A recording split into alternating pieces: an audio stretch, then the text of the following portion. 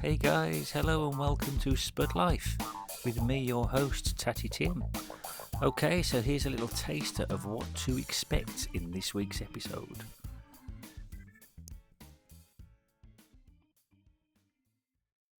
And it was just somewhere to go and hang about. Yeah. You know, when it was in Global Aid, it was the time of like the Space Invaders and all of that kind of crap. So everyone going Skype, don't Skype school. People going, I never did it. Used to go and play that. And but it was that sort of time. Did you do the thing with the gaslighter on the Space Invaders? No, what's that? We now, as non-drinkers, can tell straight away we're non-drinkers. Yeah, chai latte. Yeah. It's the future. It's lovely with oat milk. Because my favourite drummer, because I play the drums, so my favourite drummer was, I was just gone blank. You know, we played with the Who. What's he called? Keith Moon. Yeah. Oh, I love Keith Moon. It's like us doing here, isn't it? For a fag. Damn it. It's classic. Actually, in the long run, they will be able to give people confidence to come and do it. It's those people there. You see, they go, oh, who's out there? It's, oh, great, we can do that. It's like, no, who are the people who either don't feel welcome, or don't feel they should be doing it, or don't have that confidence. 2, 3, cut. Boom. Hello, and here we are again in the Caravan of Love with a fabulous superstar guest that I've been absolutely dying to get on the show because everybody's keep telling me you need to get Stephen Dunn from Carlisle on the show. And ladies and gentlemen, here he is, hey. Mr Stephen Dunn. This is so weird. Why me? And we've got Mr. Potato Head there as well. Yeah. How's it going, buddy? Hey, great. And this is absolutely splendid, isn't it? You're loving it. Yeah. Yeah, I do instead cosy. Oh, my own crazy idea. So, how's things? Hey, really good. Good. Yeah, really good. And despite the rainy summer, I do like a bit of July. I've just come up my birthday month, so I've had a whole birthday month. You've got to have a birthday month. You have a whole month off work, or do you just just telling people my birthday's on the way, and you've got to be treated specially within that given period of time, obviously. Yeah. So 58 last month. So wow. And I like it. You know what? Because I actually found when I hit 50. It was really liberating, and I think you can go a number of ways, can't you? Yeah, totally. Look at me! I better stop doing stuff like that. Yeah, with me and obviously you, it's completely the opposite. Yeah. I'm doing more and more and more. I'm almost reverting back to my childhood. I'm becoming, more childish and more. What's the word? Just everything. I'm just seeing things with fresh eyes all the time. Now. I just think it's freer if you allow it, isn't it? Because how many people say, you're having a midlife crisis. Yeah. Anything you do in it, and it's like, when is a line drawn to say you can stop doing stuff? Exactly. At the age of 33, you cannot do this anymore and not do that. And it cracks me up. Absolutely. But you do go through periods, don't you? I remember going through, can I still do that? I'm thinking, well, do you want to do that? And then it's like, well, yeah, do it then. Exactly. Unbelievable. Exactly. Because there was a guy talking about that. There was a guy that come for a spud the other day, and he was all, and it was like doom and gloom, and he's all, but I'm 55 now. I'm thinking, what? Your life's just started. I mean, when we were kids, a 50-year-old person was old, weren't they? You know, they looked old, they acted old. Yeah. But, times have changed now. That's right. And when I was younger, I used to, the old folks' homes don't really exist anymore, but when we were growing up, there was always old folks' homes, and they always had, tea parties, and they'd be playing sort of like Glenn Miller and stuff, and doing a whisk drive. Yeah, weren't they? But I always used to think, even back then when I was a kid, I used to think, when we're their age, they're going to be playing like Iron Maiden and Motorhead and all that sort of stuff. Well, that's right. And it's kind of, and there's loads of memes now coming out, isn't there? And you can see it's like people in the old folks' homes and all the old battered Iron Maiden T-shirts on. No, it's true, isn't it? But it is. But I think we're lucky because it's like, so I was born like 66, but I had the whole thing of punk coming in and all of that. Yeah. I had the lovely retrospect of the Beatles and stuff like that. And it was really, really cool. And I think we've, as a generation, allowed ourselves to sort of break that mold. Because remember when everybody started to dress like their parents? Yes. in generations back, and that was the thing to do. Yeah. And you were weird if you didn't. Yeah, and it's like oh crikey. And I think our generation broke that mould, didn't we? I think we did. 100%. I think it's with all the attitudes like Sex Pistols, stuff like that. Yeah. Living through eras like that, it smashed it down. Yeah, and we've still got that sort of punk sort of attitude. Aye. But it's kind of like, and it kind of never. Some people have, some people haven't. But I think if you've got it, it stays with you forever, doesn't it? You've always got that rebellious kind of streak, and you're always, you won't conform. And that you can do what you want, Exactly. and be who you want, and that doesn't stop at a certain age. You see, that does my head in. I mean, you get people into their early 20s there, because that's the. Until you're like 30, you're still a kid, really. Yeah. I saw this amazing quote. I think it was one of the American presidents from like way back in like 200 years ago. And he said, "Some people die when they're 25, but they're not buried till they're 75." That's a good quote. And I'm thinking, that is bang on. And I think that's true. If there's anything and you're thinking, well, I can't do that now, and if the answer is because of how old you are, then that's just the worst mistake you can ever make. Yeah. And why people stop living their life, I don't know, because I've found it's just more fruitful now. It is. And as I said, liberating, definitely. I mean, when I hit 30, that felt like, this is great, and I don't have to be bothered about this, and this. Yeah. 50 was even stronger for me, where I thought, I don't have to bother about that. Yeah. Because I was always a terrible pleaser. And I mean, that's a good thing to do, but not to the extent of being like cringingly so. It's like, oh no, stop doing it. It's true though, isn't it? Yeah. And I think there's something happens in your life and you think, fuck that, I'm just going to be myself. Or you hit an age and it's like, you know what, I'm just going to be myself now. Absolutely. And it's like... And I find it really exciting. I find getting older really exciting. I love it. It's great. I mean, I stopped drinking. Next Monday, it'll be a year since I stopped drinking. And I love the idea of thinking, maybe in my 70s, I might start again. Yeah. And I kind of like that, or maybe even my 80s. Yeah. See, if life starts to, my energy's going down a bit, I'm going to up it. Yeah. Bring that back. Let's bring something back. Bring back toys. Because toys, stuff like that, playing, having a laugh. Climbing a tree. All of that. You know what I mean? It's just like, if me and you suddenly went down the park now and started climbing trees, people would think we were insane. Oh, yeah. But we're having a fun. Well, why don't they think that? Here we are, just in the caravan. No, but it's true. But society, it's so risk averse now, isn't it? Yeah. And sadly, insurance has took over the world and all that slimy world. Yeah. Well, somebody's to blame for that. Yeah. And it's like, hang on a minute. So people don't do stuff. Yeah. Exactly. Because I mean, I work for the council, and bless it, it has to be so risk averse because people will sue them. It's like, if I fall over in that, I'm going to blame you. Yeah. And it's like, oh, come on. Just get on with things. Yeah. In it.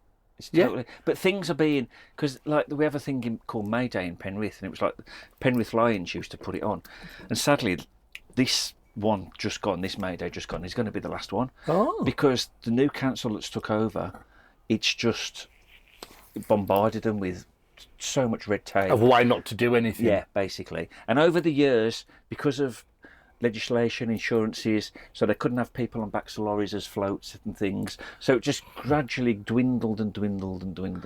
So basically now it's just a bit of a fun fair. That's really sad, because I know in Carlisle people say, bring back the Great Fair. Well, the idea of having floats and moving vehicles now, people, whoa. Yeah. And it's really, really sad, that. Isn't it? Because for how long had it gone on? And how many people got hurt? Well, you know what I mean? This is true. And it's sad, actually, because sometimes you're culpable yourself. Yeah. I've got every right to go and fall over in the street if I want, because I might be daft enough. In fact, I did that in Spain. Actually, and I was thinking, actually, if that was someone falling over here, they'd be blaming somebody for it. And actually, it was my own fault. Yeah. Totally my own fault. But then, sadly, some flipping lawyer thing will come up and say, you can make a lot of money out of that. Can you kind of remember? I can almost remember that it became this culture of where there's blame, there's a claim. I know. Didn't it? And it was kind of, because it did definitely start in America. Oh, didn't it? And then it was kind of just seeped its way over here gradually, didn't it? Now it's just become part of. And I don't narrative. know why, because it stops people doing stuff, and it stops some good stuff. Yeah, exactly, just fun. And the sad thing is, I know for a fact a lot of people would think just don't do out because something might happen. Go wrong. Yeah. And so people don't do it. So you're always sticking your neck on the line a bit when you're doing anything. Yeah. Even and I'm hoping to get some event organisers on and some festival organisers on. And I know I've spoke to a few guys sort of at the stall and over the years, But even that, the insurances and the things that they have to have in place just in case. Yeah, yes. And now I find a lot of that, it's corrupt. Yeah, It's sewn up, and it's like, hang on a minute, is this right for society, or are you just making a load of money out of that? Yeah. It's a business case for it, isn't it, for them, rather than any moral value or keeping people safe. They'll keep it under that moral umbrella. Oh, I hate really, it. It's like, give us your money. Oh, too right it is. Yeah, and I often find the situations where it seems you're insuring the insurance. And it's a bit like, hang on a minute, I don't get it. No, but it's unfortunately it seems to be the way the world's going, doesn't it? It does. America, though. Yeah. Them goddamn Yankees. Oh my! Well, look at the political. Well, we needn't talk. We didn't talk. But when you look at America, you've got Biden and you've got Trump. Well, how is Trump still in the running? How has that happened? Oh well, he didn't go off president. Well, he could be president again because that's democracy. Brilliant, genius. And by the way, you can't keep your guns. That's all right at all. Don't get it. I think we've got to stop borrowing things from America. Haven't we? What about Sweden? Exactly. Or maybe Finland. I mean, they're crazy, but... Isn't Finland, isn't Helsinki one place in Finland? Is that not the happiest place in the world or something? I bet it could be. I'm sure I saw something last week that said it was like the happiest place in the world. And it actually showed this 85-year-old woman who's still into skateboarding, and it was like superb. Awesome. Well, look at the Eurovision. I mean, I'm not going to watch Eurovision all the time, but look at their entries. They're always a bit like mental, aren't they? And I love that. Yeah, I do. I think it says something. Ours are a bit too. We're trying too hard. It's like it's formula, isn't it? Books fees. It's like it's been downhill for the UK, isn't it? I think we should just have some crazies on there that don't give a shit. Just having a laugh. Well, nobody votes for us. Exactly. You see the public vote this time? Nobody voted at all. It's like at all. And you're thinking, that's absolutely shocking. Like, Mom, I'm going to be the UK's Eurovision entrance. Oh, are you sure? Are you sure? But it would be interesting, wouldn't it, if Eurovision was more edgy? Yeah. Yeah. And it was representative, really representative of those countries, and not like your kind of disco kind of. Yeah. I'm going on my holidays. It would be really interesting. I'd like to see that. It would be better. It would be better. It could be. So you're Carlisle born and bred, I'm guessing, by that accent. What was life like growing up in Carlisle? Good. Well, I was brought up in Curragh. Right. Yeah. And we had this great place called Bushy Bank, where you went and just built dens and you knocked about, all latchkey kids, you're knocking about. But I love Carlisle. It's like a rural city. It is, isn't it? It is. It's lovely. You know, wherever you go, there's lovely green spaces. Yeah. It's a nice size, but I suppose it's wherever you're born, isn't it? You get used to it. It's what you know. It's what you love, and then you get all your friends there, your associations, and then you maybe get into the football and things. I mean, I've taken as a child, like many people, and it's just like, and you're left with this thing. And it's like, I mean, my first two games were when we'd already been relegated from the old First Division, so it's my 50th season this year, which is exciting. But yeah, we were already relegated. So born the same. I was 2 weeks old when England won the World Cup. Yeah, and then I was brought in. So I think I'm not that lucky for football. No, yeah. but no, I love Carlisle, and it's weird. Whenever I read the name or you see it on the tie, I always get a bit of a buzz. Carlisle, you know. And I've always. And like following Carlisle, it's funny you say about accents. I didn't think I had an accent till I started following Carlisle away. Seriously? Yeah, you don't, though, do you? And that's how I learned my geography. Yeah. Actually, yeah. Seriously, it's like, we're going, where are we going? Where's that? Yeah? You had a look on a map. You know, things like Gillingham, I didn't realise there was two. You know, and I could have got... So where's the other one? I know Gillingham, Kent. Where's it? Oh, yeah, it's the one near France.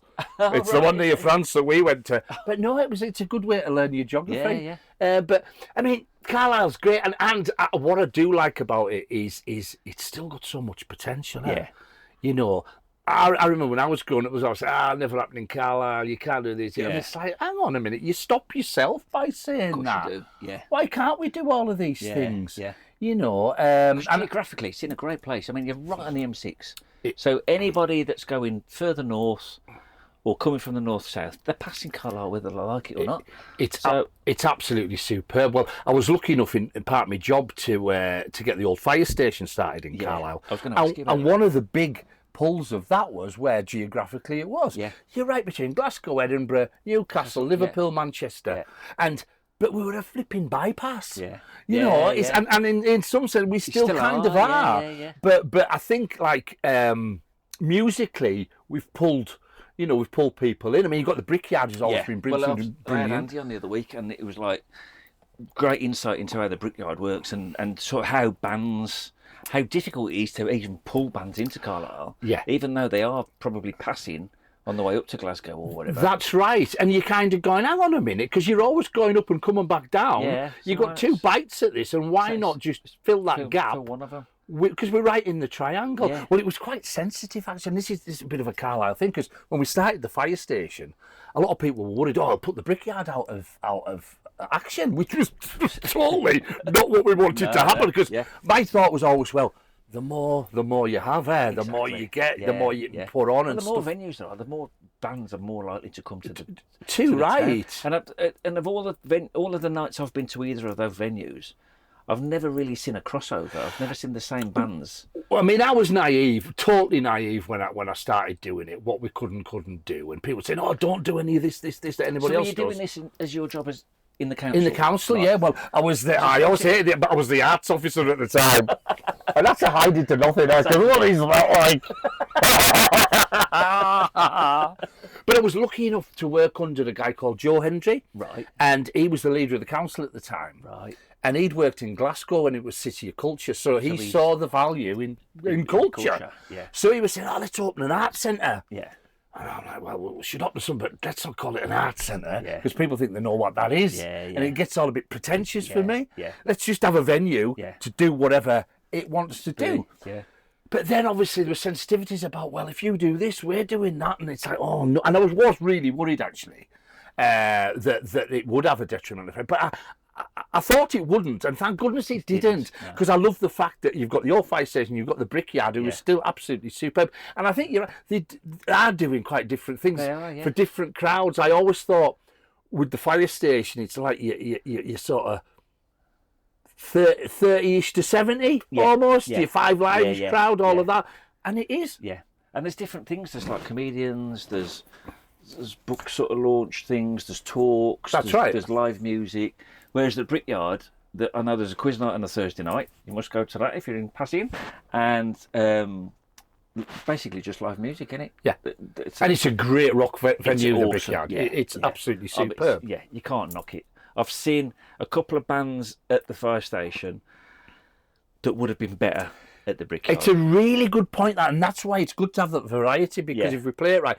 you're right, some bands would work better in the bricks. Yeah. And as soon as you walk in there, it grabs you. Oh, it does. If you're there for a rock or an indie night or a good old-fashioned dirty rock and roll event, Brickyard, it's unbeatable. No, absolutely. And Andy and the guys are absolutely sublime with that place. Yeah, and under exceedingly difficult circumstances. I mean, I think it's always been difficult for people, because this was the other thing as well. I mean, we had a subsidy with the old fire station, so I do feel a bit like it's, but what do you do with that? You've got to do something positive with that. I can say, oh, well, I'm not going to do that. But they didn't have that. No. And to have done what they've done and come through COVID is just sublime. Yeah, isn't it? When the amount of... Because I go to a thing called Plug and Play. It's here at Penrith Players. It's the first Sunday of every month. And it's just an open mic night, and they'll have a little touring band that's doing a tour of sort of smaller venues around the UK. And... almost without a shadow of a doubt, every single artist will say that these little grassroots venues are becoming less and less and less and less.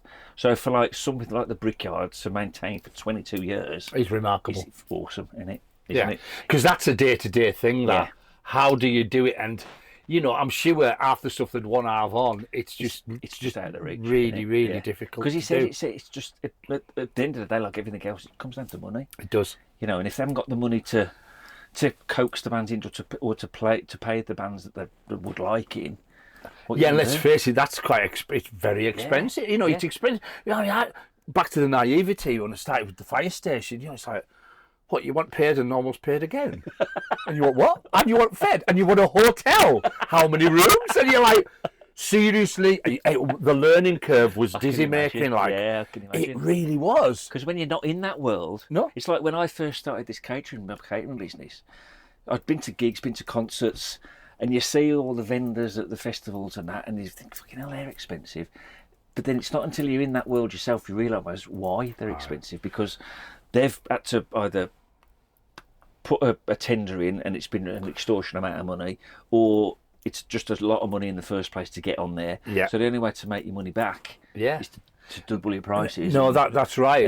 And it's kind of like, so same with you, the music thing. You'll have been to shitloads of gigs, but not have absolutely no idea about how the band got there in the first place. No, that's right. Innit? That's right. And overheads in everything are just huge, and it's not getting any cheaper. And as well, I touched on this with Andy the other week. I said, nowadays, when we were growing up, all sort of musicians, artists, they all made the money through their album sales, didn't they? It was like the gigs, the amount of gigs I went to, it was like I went to see Iron Maiden, it cost me like a £5.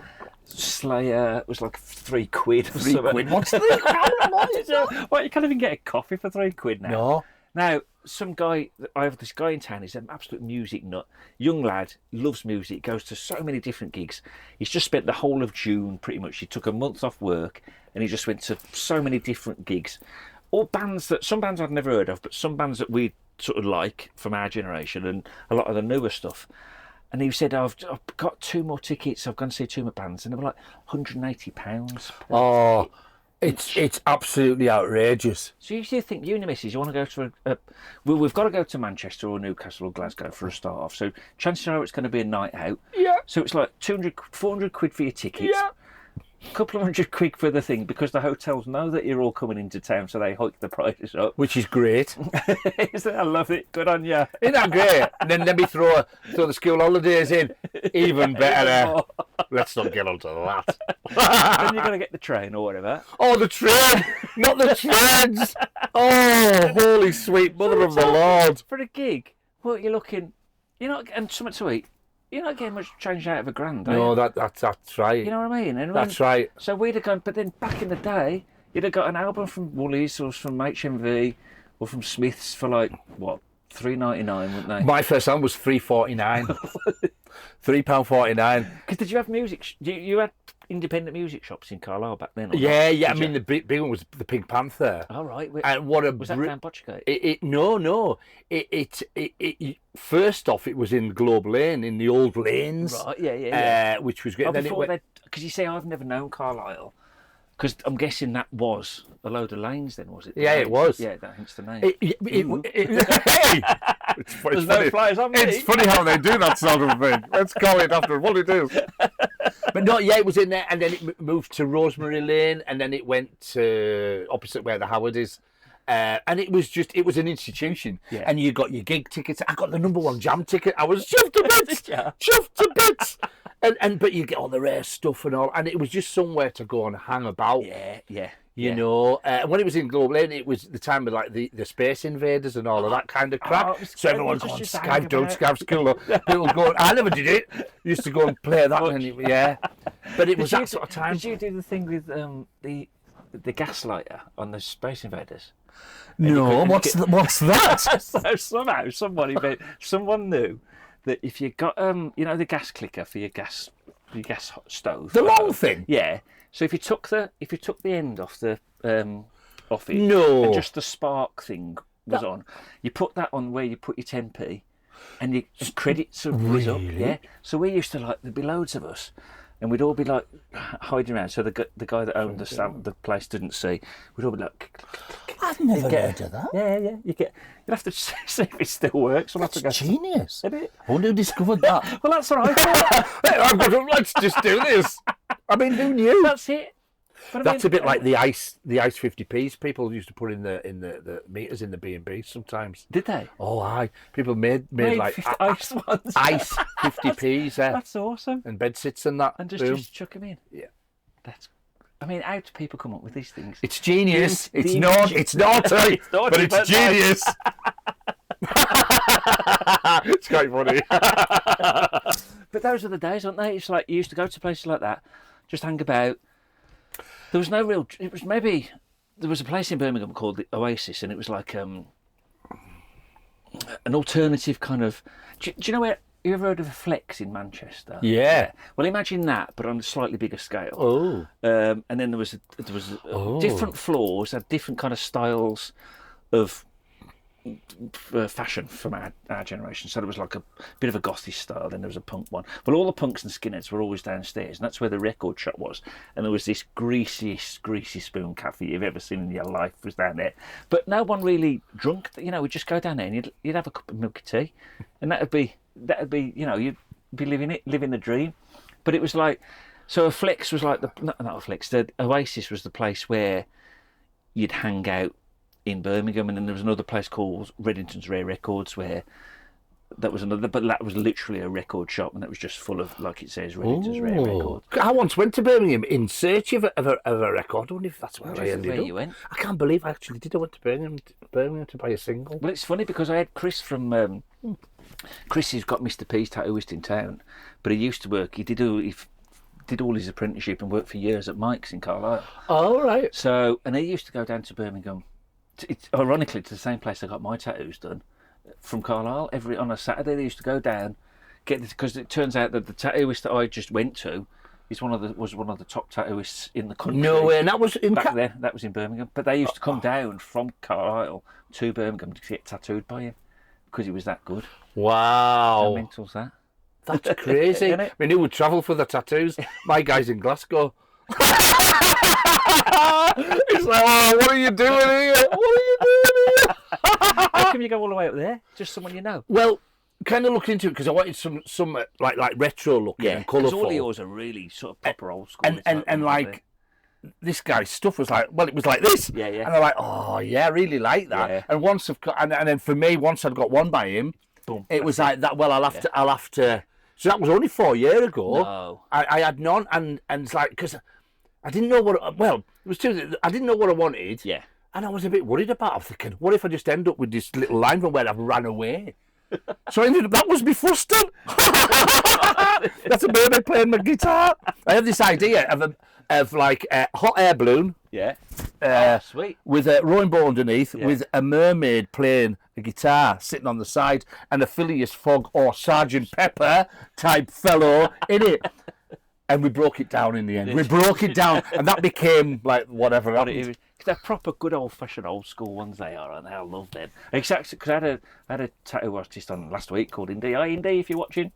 Oh. And I was talking about how these seem to be making a comeback now, don't they? Yeah. This fine liney stuff, and it's still got its place, but I see a lot more people with this what I class sort of classic tattoos that are having them now. In fact, there was a girl. We was at a restaurant, and there was a girl, and she had like one arm was kind of bit mishmashy, and then the other arm was very much like that sort of style. And I said, "Oh, I like them." She said, "Oh, thanks." She said, "I've just had them done." So, but isn't it great when someone? Oh yeah. Oh no, because you forget about it, and people, you go, "What they're looking at?" Ooh. Yeah, you do. Get in. So how come you were 54 when you decided to? Because I couldn't decide what I wanted. And I think I was a bit worried about whether it would hurt or not, but I got one done. Yeah, daft things like that. Right. This was hilarious because my mum used to always say to us, "Well, think about how you feel when you're older." Says, "Mum, I am older." So what I did, because she'll always get a word in, I wrote her a letter. This is me, at like, however old I was, 53, 54.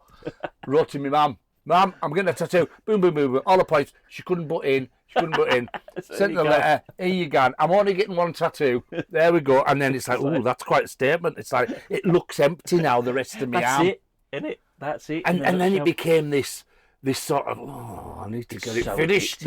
That's what they said. Oh, you'll be back again. I will not. I know my mind. If I say I won't do it. And then it just went. How long before you got your next one?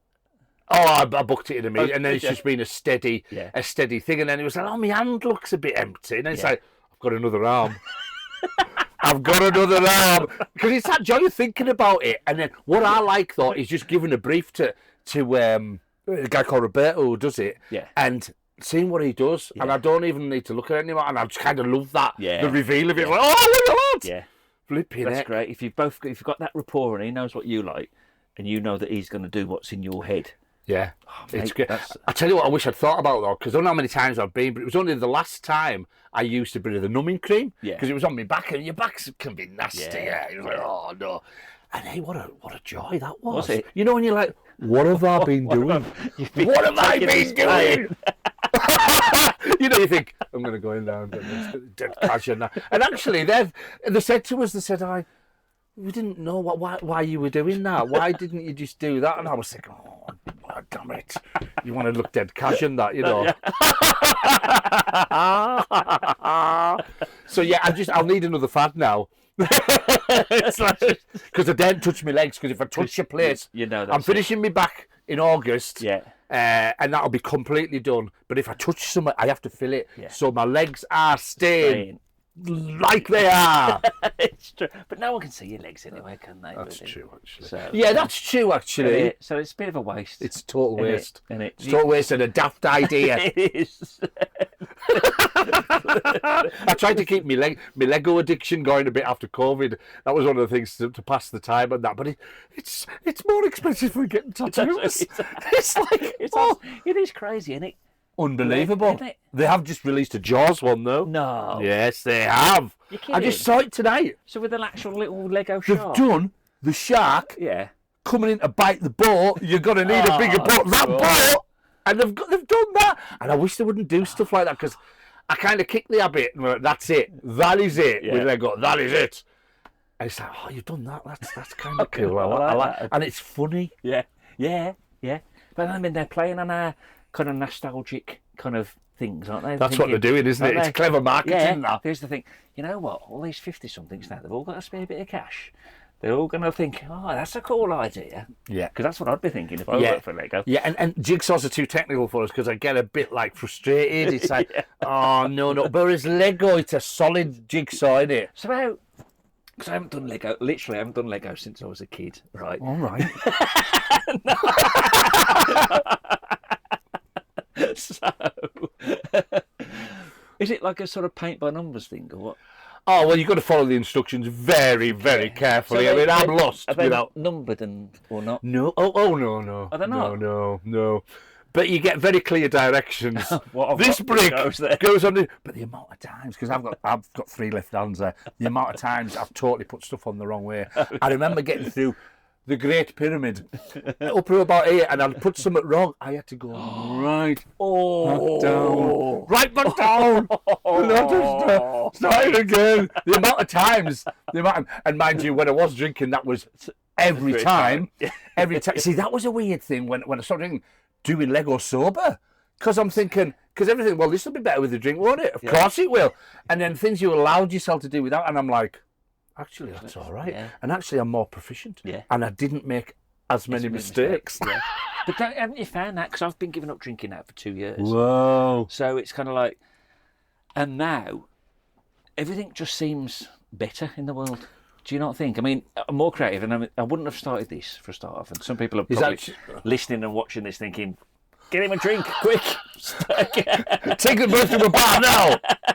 Get him pissed. But it's because I'd have just hit the ball when I got in. As you know, it gradually creeps up on you, doesn't it? And then it's kind of like, one is not enough. I was never one of them ones that I could just have one, ever. No. And it was just...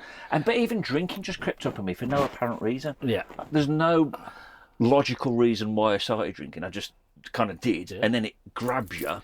And then you've kind of like got to struggle yourself through. Well, I found when I was, growing up and you started to go to pubs and that, it was part of that culture thing, and it was like, it felt like you write a passage, and actually the more you drank, that was that's cooler than that. You know, 10 pints tonight. How many? No, that's right. And no one thought about the fact that actually this isn't good for you. Yeah. And it felt like it was just part of the territory. Yeah. So it's quite. But I agree. Like rediscovering, you sell it in a way, and actually that life actually can be better. It does. Yeah. Because there'd be a little bit of time at the start when you're on the way up with it. Yeah. And this is great. Yeah. But actually, if you're honest with it, it's like it just plateaus out, and then for me, it's just kind of downhill. Yeah. Yeah. And then expensively just topping it. Yeah. And I'd get bored with pints. I'd have one pint. Yeah. And be like, well, that's just back in me full. So it was rum or gin. Yeah. Same with me. Really? With me, it was tequila. Oh, tequila. Or whiskey. And it was just like, You know, and many a night I'd been to, and I wouldn't be doing this for a start off. I wouldn't have discovered the Brickyard to the extent that I have, because my main focus of going out would have been drinking, not the event itself. I found that quite shocking, actually. I remember about a week after stopping going to Manchester. Yeah. And it got to like early afternoon. Yeah. And suddenly thinking, what do I do now? Yeah. I was like, normally, oh my God. And I had a real moment. Yeah, yeah. Because you'd be hitting the bar and you'd be like having a few, and because you were away in a different town, you could be a bit more extravagant. And Yeah. oh, well, I'm away and it's a special occasion or whatever. And it's like, but now I'm quite happy to have a cup of tea. You know, I'm at that stage now where I don't need to pretend that I've got a pint of something with although I do like non-alcohol. Well, I'm going to say even the pantomime beers, they're actually quite nice. And you can, there's only so much Coke you can drink. Exactly. Or a J2O, because you're like, And for me in a pub now, I'm all right for about an hour, and then it's like, everyone's talking about the same thing, just louder. And you're like, oh, come on. And it was that horrible realisation that because I've never seen it throughout my whole adult life, that actually pubs without drinking are like, oh, hang on, what am I doing? Yeah. What am I actually doing? All we're doing is sitting and but you're right, it's like with you doing this, it makes you want to and have to do something. You have to do something else, don't you? Yeah. And it just, if you've sort of got that creative vent in you anyway, it just sort of amplifies even more. Well, I thought the drink was helping me with that, but actually it wasn't, and I had all my best ideas when I was in my cups, and then the next day it would just disappear with your hangover. Yeah, totally. And that was a very interesting, and it was like, oh, holy moly. Yeah. You know, but you're right, if you can turn that energy into something really good. It's like the whole thing's around mental health. It's like there's times I'll have drunk thinking this is doing me well, but it's a depressant. It is. It is. Totally. It is. I mean, it's the only drug that makes people want to fight one another, isn't it? You know, there's like, you go out, you ask any cop, you go to any A&E department on Saturday night, go down Botchgate on a Saturday night, you're guaranteed to see fighting, aren't you? And yet, when I had somebody in, well, it was Jeff, and he's an ex-addict, and he now devotes himself to helping other addicts. But he was a proper, and he won't dismiss me for saying this, he was a proper smackhead, you know. And he said this on camera.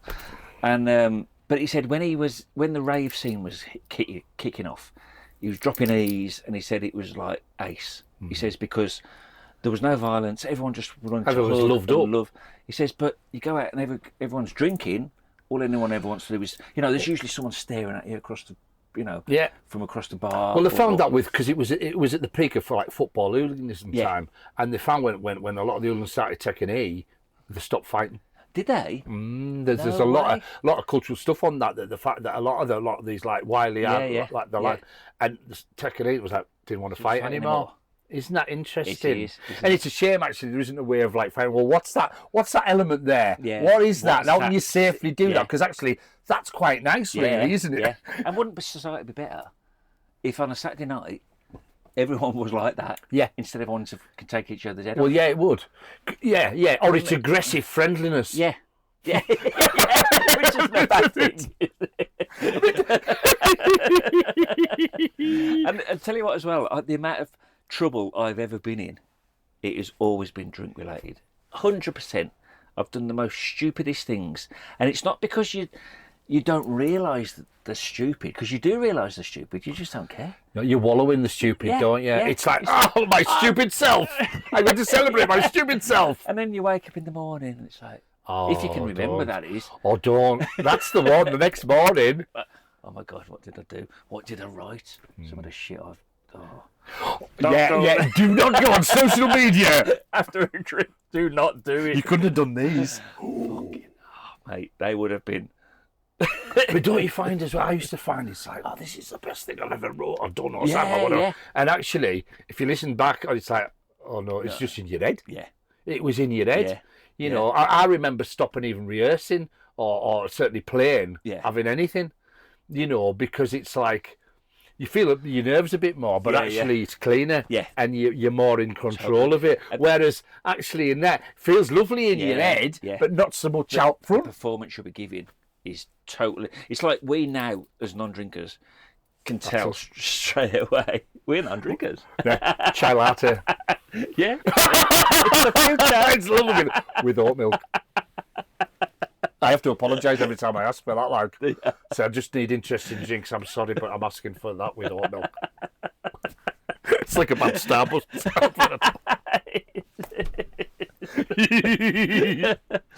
Oh, you've shook me now. I think what I was going to say. No, with some randomness. I know what a train of thought's like. What are they like? It's like, oh, where was I there? Oh, talking about drunk people. Oh yes, we were. So, yes, because we're righteously non-drinkers, right. we can comment on things like this. That's right. We feel so righteous and worthy. Why can't everyone wake up like us? Exactly. You fools. Oh no! I know if anybody's drinking out, honestly, enjoy it because I know it's just us. I killed it myself. I think there is a medium, and a happy medium, and I just totally abused that. Yeah. I think that's the thing because it's great if you can manage it and do it right. It's absolutely great and a fair play. Yeah. Because I remember when I stopped, I thought I need to be around people who drink, and I can't suddenly go, I can't be near that. No, because the world doesn't work well. Exactly.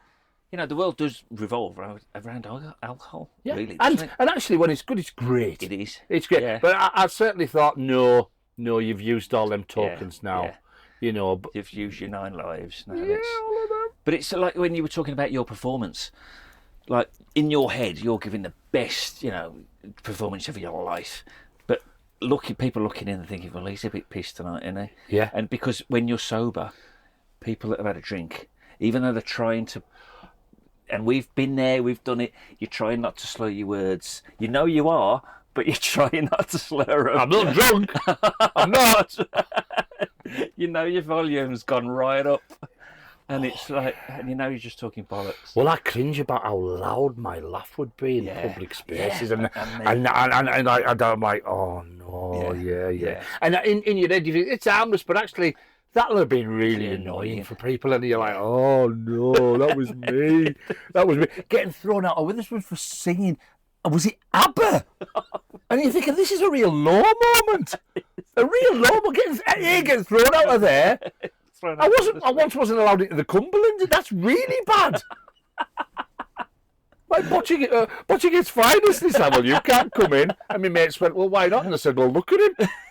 Oh, damn. So you've got to own. I've owned the shame. Yeah. Like Dickens's ghosts.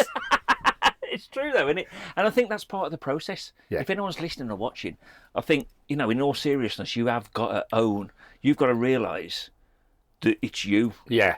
That needs to change, isn't it? Totally. In it, Totally. And I think you've got to want it as well. You can. You've probably had a couple of dummy runs when you thought you were going to do it, but then you sort of back on the bottle. Well, it's funny. It's about 30 years probably ago, and I'd actually stopped for 7 years.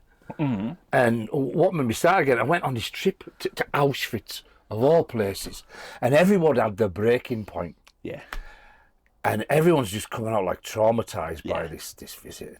And apart from the fact we're driven from Carlisle, they thought it would add to the experience. You're like, what? Seriously?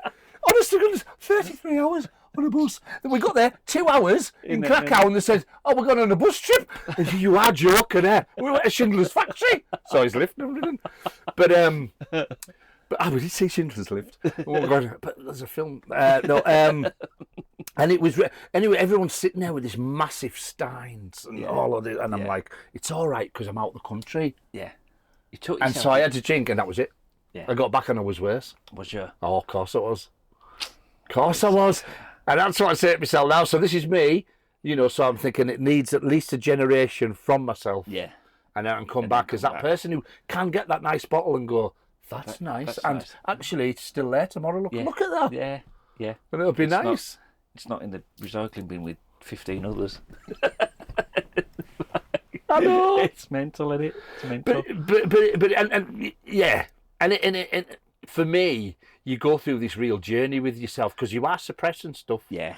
Totally. Totally. And that links into the whole angles around mental health and everything, doesn't it? Now, and I thought I was managing it and handling it, when actually I was just pouring it on. Yeah. And the next morning it felt a lot worse. Yeah, yeah. You know, because we do hide things from everyone, don't we? And especially men of our generation, which I thought it was just our generation, to be fair, and it probably is a higher percentage. But since I've been doing this podcast, I've talked a lot about men's mental health with various guests. And this one lad in particular, he came to the stall. I had a lad on who was talking about sort of suicide and stuff. And this lad then came to me the next day, and he's been a customer for quite a while.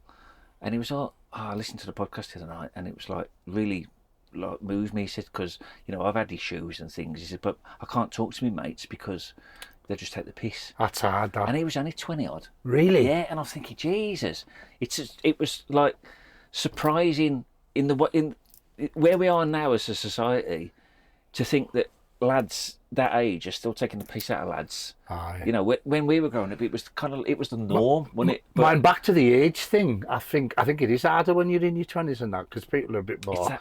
I think you loosen up, don't you? And it's all right to talk about your fears, to talk about that. Yeah. And I think I think I did when I was in my 20s. You're protecting yourself a bit, and you're portraying this image, aren't you? And you instill a lot in that. Yeah. And I do think as you get older, it's a bit like, no, it's all right actually to go, here's my vulnerabilities, and I'll own them. Yeah. And it is owning those vulnerabilities, isn't it?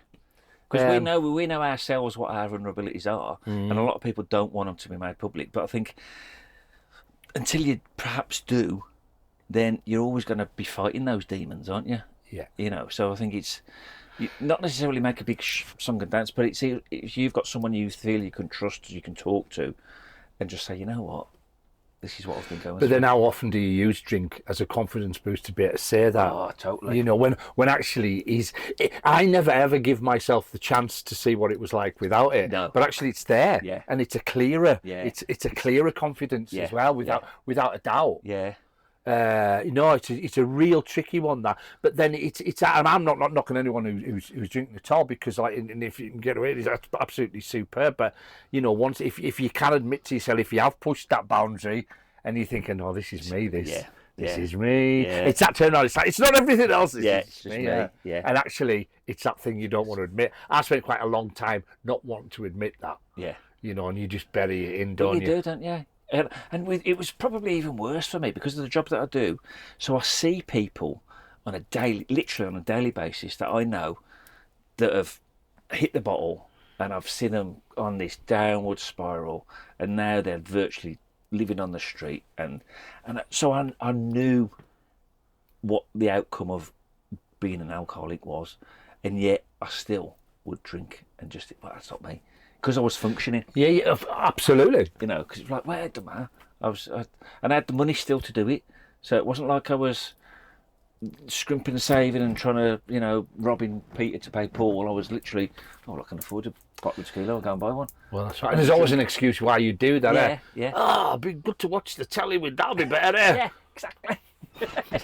Basically, it was like, just everything will be better, won't it? And it's actually a lot worse. Because you get to a point where you just be comatose on the settee, and you'd wake up at 2 or 3 in the morning. Aye. And then you'd stumble up to bed. Aye. You couldn't sleep because all your sleep systems are out of kilter. No, that's absolutely right. The next thing you know, your alarm's going up for work, and you just go through the motions on the next day. Right. Don't you? And I mean, it must be great if you don't have to take yourself that far and break that. And then that's the thing. If you can do that, it's superb. Yeah, isn't it? That is super. But it's that one, isn't it, where it's like, well, actually, no, it's every night. Yeah. It's every night. And actually, when I'm not drinking, I'm thinking about it. It's like I said, I wouldn't have gone to the Brickyard as much because you can't get to Carlisle from Penrith very easily. No, it's tricky. So it's, you know, the last bus or train, it's like stupid o'clock. So you can't, you got to, by the time the first band's coming on, you're having to come home because the last train's at 9 o'clock or something mad. So going to Carlisle was always a no-no to see a band. And then when COVID happened, it was like, you know what? I'd always been into music. I've always been into music all my life. And I was always at that stage, like, a band would be coming, and I think, oh, I'll go and see him next time. It's Aye. you know, and it was like, then COVID hit, and it was like, shit, I might never ever get to see them again. So since COVID, I've always gone and seen as many bands and as much live music as I possibly can. And that's when I started to then get into the Brickyard, because of all the good stuff they have on up there, and at the fire station as well. And it was like, it wouldn't have happened if COVID had happened and if I'd still been drinking, because you know, alcohol was the thing for going out, not the event. Well, I couldn't imagine myself going to a gig and not having a drink. No. But actually, I've been to loads now and thoroughly enjoyed it. And I have, do you know what the funny thing was? When I was younger, I'd go to gigs and you'd see people. I mean, when I was probably in my 20s, we'd go to gigs and get pissed and that as well. But when I've been to gigs in my sort of 30s and that, and you'd see people, especially the big outside sort of staging gigs, and people would be going with beers and that. But I suppose because I was usually driving to them, I wouldn't have had a drink anyway. Plus, they were a rip-off for like a piss water. And the queue for the loos, and then the loos. Yeah, exactly. So I kind of, and then when I see people getting pissed, and at that point, like ticket prices were starting to rise. Yeah. And you think, and you see people absolutely fucking hammered, and it'd be like, he's just paid £100. Well, it was. I ain't going to remember any of this gig. I was at Kendal Calling last year. I felt I was the only sober person in the world. I was like that. You know, because it was early days and I'm like, no. Absolutely no. This uneven ground is not good sober. No. And the tents.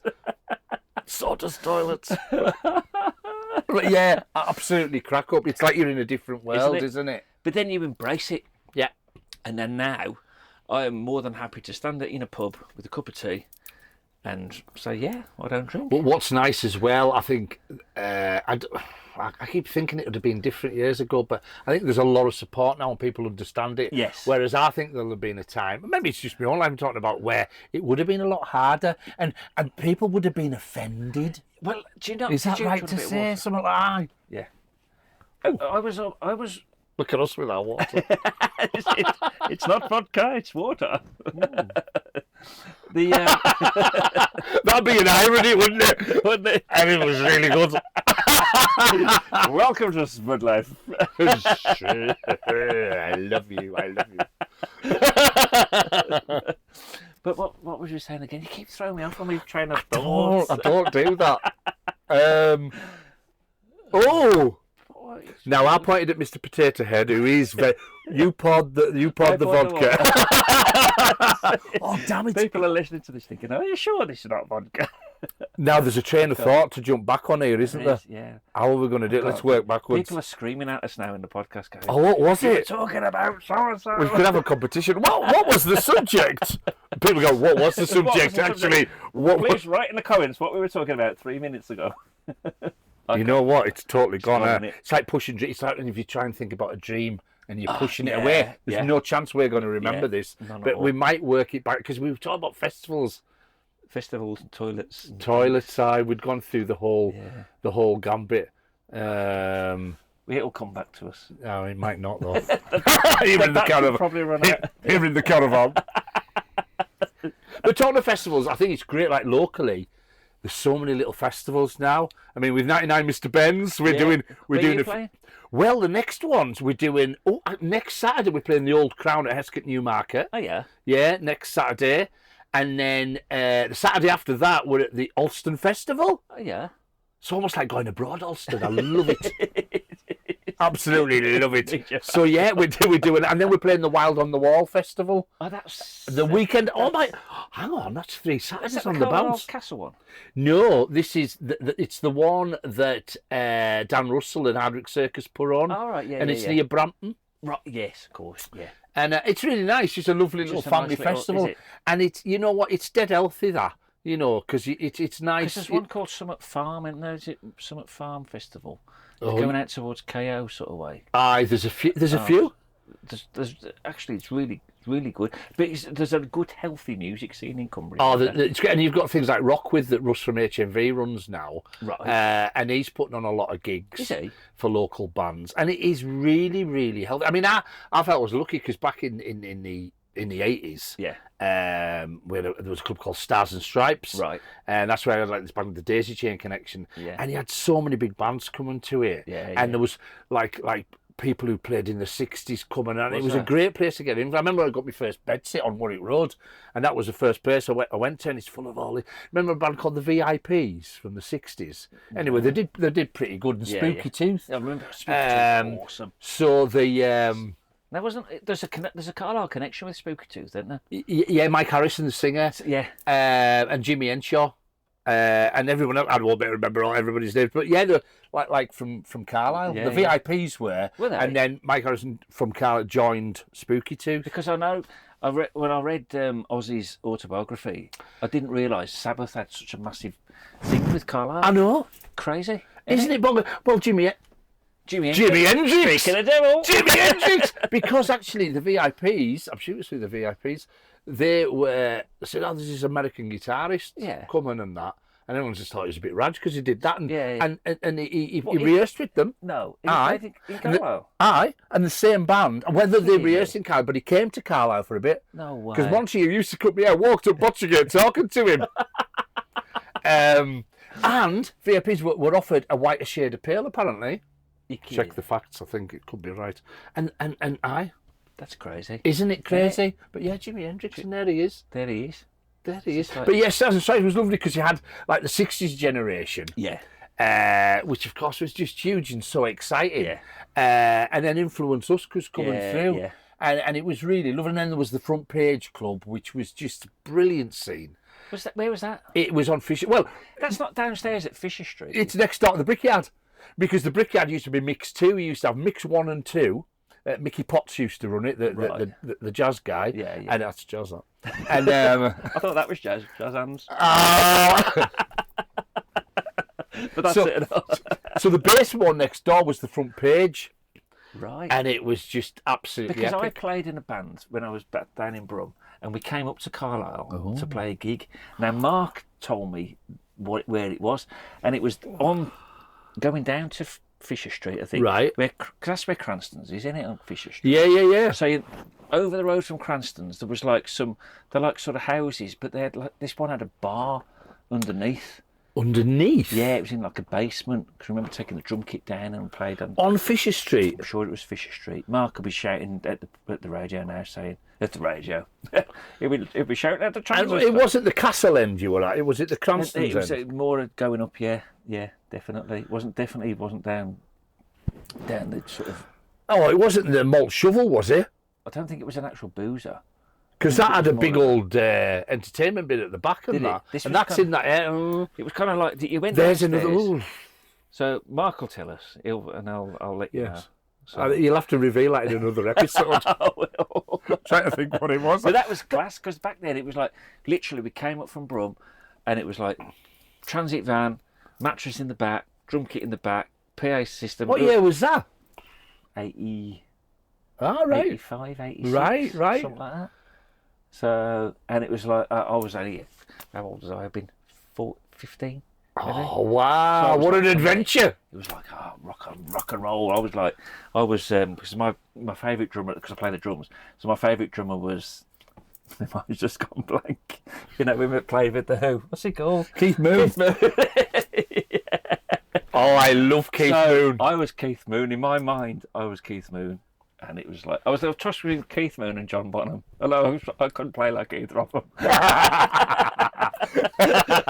But nevertheless. Oh, that is hilarious. And it was like, and I remember we did the gig, and then I think we kipped in the back of the van, and then the next day we were down on, so you know where Nando's and that is now? Aye. So on that little, just off the crescent. That crescenty bit there. Top of Warwick Road. Yeah.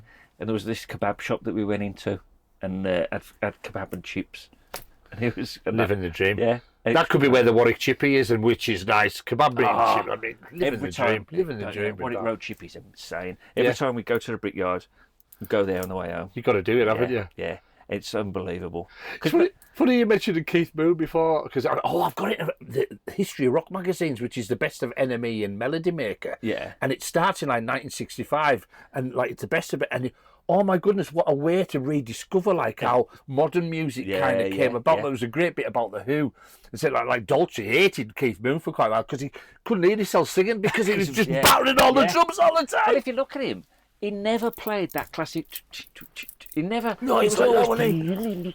And then you listen to it and think, fucking hell, that's insane. You know, even the most quietest sort of easy-going song, and it's him going mental in the background. Oh, he's just rattling. He's just going round the kit all the time, isn't he? All the time, Absolutely bonkers. Mental. But tell you what was really interesting reading that, especially the early 60s stuff, about hearing how things were starting to form. Yeah. And before it became more pretentious, I think, and before there was rules the- associated, yeah. people are playing with ideas. Yeah. They're getting instruments and hitting them with sticks and that, Yeah. seeing what they would sound like. Sound Nobody's going, oh no, you don't do it like that. And I love that whole experimentation and what that did, and it was so refreshing and so inspiring. Sort of like that 60s sort of psychedelic sort of movement, when it in that proggy rock sort of era. There was so much different, and I wonder how much modern music now would not exist if it wasn't, or would probably exist, but in another 10 years perhaps, if it wasn't for them guys. Well, no, I mean, experimenting. well, that's how I feel about the Beatles. I mean, I know a lot of people, because we're so successful, like, hate the Beatles, oh, the Beatles. But what they did when they did it was sublime. You know, the Blue Tin Pan Alley out. Yeah.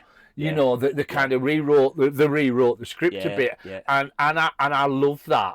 You know, I think it's different. I mean, even for us, it would have been difficult to imagine, because we were kind of very much on the tail end of their thing, weren't we? So, and we were growing up with, you know, Sex Pistols, Motorhead, all proper sort of all new, and the new wave stuff that came in, and all of that sort of stuff. So for us to think that the Beatles, which some of the songs were fairly, how could you describe it? Vanilla's a bit bad to say, innit? The Beatles are vanilla. Do not listen to them. But you know what I mean? They were kind of. It's difficult to believe, for us to grasp the impact. That they would have had at that time. It could seem very middle of the road, actually, but they were breaking. They were breaking those molds. Breaking the rolls, weren't they? You know, and a lot of people did that. You know, and I love that. You know, reading about like David Bowie starting and that, and getting into all the stuff he did. Yeah. And it's here. So I'm at 1974 at the moment. I'm having a musical odyssey through the years. I'm absolutely loving it. Isn't it? I mean, you listen back. I was never, because I was into the heavier side of stuff. So a lot of stuff now, I'm kind of rediscovering. I think just as you mature and you get older, you're listening to things with different ears, aren't you? Aye. And it's now I'm kind of listening to Bowie, and I did have that Bowie sort of stage when it was about 88, I think it was, but not when he was doing his China Girl and all of that. Oh, crumbs, yeah. I went back. He's been through so many. He's like Doctor Who, isn't he? Yeah. You know, he's like changed his persona and he's so just much. Done it incredibly, hasn't he? Yeah. You know, it's just like you don't. It hasn't ever been cheesy or no. Oh, look, David Bowie doing something. Well, I love hearing somebody like that talking about like, or the Rolling Stones talking about, we'll only do this for a few years. Yeah. We won't be doing this when we're, oh God, when we're in our 30s, and you go, just you wait, mate, just you wait. But even that's the thing, you know, they're all playing and they're like still going, and they're still attracting a young crowd. And why not? Exactly, like we said at the beginning of the show.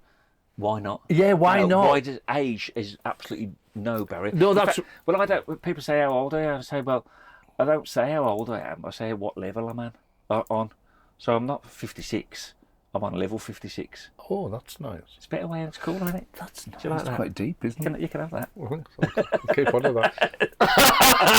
But doesn't it sound better? Yeah, you know, if you're on a level, it's almost like we're playing a computer game. And now we're the. Oh. Should we get deep and meaningful? That is deep, that. Did you like it? But it's a nice, because you can do your own editing and thinking. And I think that's when you can question yourself, can't you? and going, actually, that whole thing of act your age. I mean, what's that meant to mean? Yeah. But I think that was harder. I think that was a real thing going back a bit, wasn't it? Oh, that was a definite thing. And like, what are you? You're being really strange now, and being strange isn't on. Yeah. And it's kind of nice you can be strange. Do you remember in Quadrophenia? Right. Oh, I love Quadrophenia. I used to know the script off by heart. Which, so you know, when he comes in and his dad goes, when Boone goes, you know the names of all. It was Boone. Well, that was filmed in Birmingham, wasn't it? So obviously. Was it? Yeah. Was it? Yeah. All round Brum. Do you not remember? Oh, well, you wouldn't remember. You didn't live there. No, I didn't know. Yeah, well, I used to be. I just thought it was in Modland. No, not Quadrophenia, Boone. Oh, Boone! We would have two different conversations there. Honestly, this is not vodka. So, because Boone was his dad, wasn't he, in Quadrophenia? What was his dad? Oh, Hell's Teeth, yeah. What's He's quite a bluff guy, wasn't he? Yeah. Jimmy. Yeah. And it was all. He threw him out, didn't he? And then she was all, "What's wrong with you? Why act your age?" Do you remember that? Do you remember? Yeah. And then he went and lived in the coal house. In the coal house for a little bit, didn't he? He took all the pictures off his wall. And then he went and met Steph, didn't he? Yeah. All of that. Up the alleyway. All of that. Up the alleyway in Brighton. I'm telling you. But I loved that film. Quadrophenia is, and I think it still resonates now. I made my daughter watch it a few years ago. So she's 22 now. So I made her watch it when she was about 17-ish. I think it was it not the 40th anniversary? Whenever it was the 40th anniversary for it, because it came about 82, didn't it? Was it early 80s? I'm sure. I think it was. I think it was made in 79, if I'm thinking right.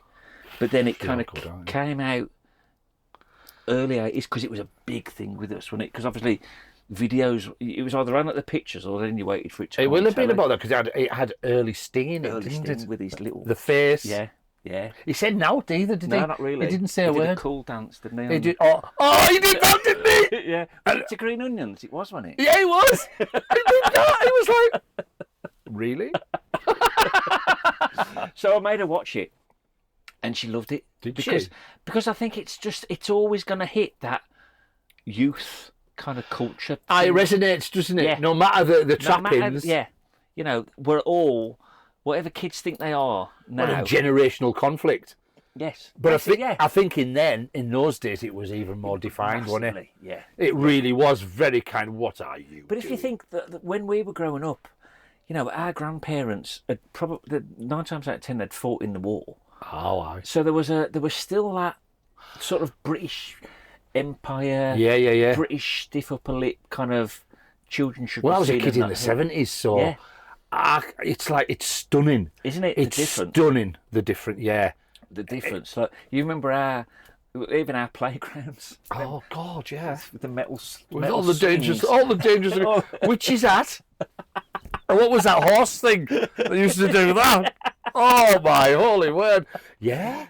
And the spinning, the roundabout thing. Aye, all of that. And he just used to get flung off. I used to play on Hammond's Pond at Currick, and I had all of those in, and you had outside paddling pools, and that one you could have outside water. Yeah. And there was none of this silly little sawdust or padded sort of seating. It was concrete.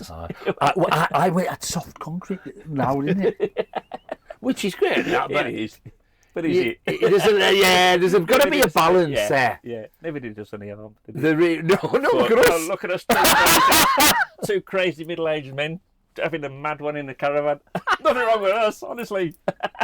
It's great for a little vacation here, isn't it? And look at you and your chopper bike. Yeah. So that takes us back, doesn't it? Really does, with the clackers in them and that. Yeah. You used to get them in cornflix and all sorts. Didn't you? In fact, they don't do that so much. Oh, maybe I don't buy so much cornflakes. Or you'd make your own with a pig, wouldn't you? No. Were you rich then? We couldn't afford cornflakes. We had Quick Save Zone version. We used to get the mini packs and all. Remember all the mini? Yeah.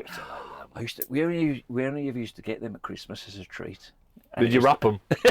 It was like, yeah, lad. And it was just like, it's like, because you could pick what you wanted. Oh, I know. It was. You could mix them if you wanted. Really ranch.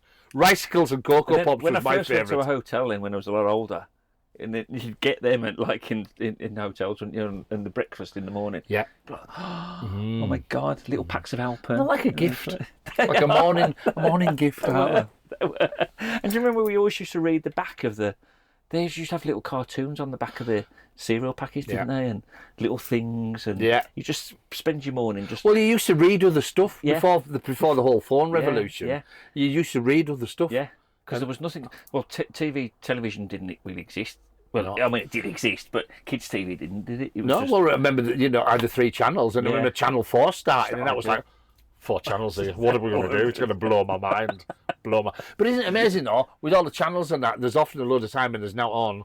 Totally. And you're like live telly, I hardly ever watch that now. Yeah. And it's like really strange, isn't it? Yeah. But there's all that variety to watch, and there's times, what should we watch? And it's like, should we give in now? Yeah. But you sit there, you think, right, I'm going to watch a film tonight. Yeah. You go through Netflix and you're flicking through, and it's like 10 o'clock, and you think, oh, do you know what? I'm just going to go to bed. No, it's true. There's almost.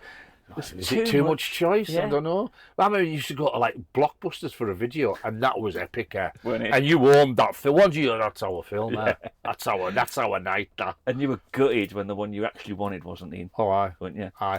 Oh, it was great when you could pick 2. It blows your mind, and you could keep them for 3 days. It was amazing. That. Absolutely amazing. You'd still only watch it once, wouldn't you? And when computer games, remember the football? They had the 2 things like that. I think that's... Oh, no, that's tennis. That was the tennis. That's football. It did that little bit. I think that's why I never got into computer games. I don't know what it is. I think that and the fact that I've got an attention span of a goldfish with brain damage, it's just like... my attention's poor, like. It's not good. I mean, I used to play one-person Subbuteo, so imagine the joy of FIFA. I was like, oh my God, look at this. Look at this. You should make your games, and it's like, oh my God, look at that. Got the stadiums and everything. It's absolutely great. I love it. Those were the days, weren't they? Mm-hmm. We'd make up our own fun, make up our own entertainment, and just... Yeah, and I do think, I know this is an oldest thing to do, isn't it? But it is true about the whole thing of technology. It's brilliant, but I think it's limiting as well. Totally. It is when people are like, because there is a lot of people I know, if they don't have their phone, they are knackered. Yeah. I mean, I hide from mine a lot. Yeah. I go out with mine, I get into loads of, you haven't got your phone, and it's like, actually, I don't want to take it with us just because I can.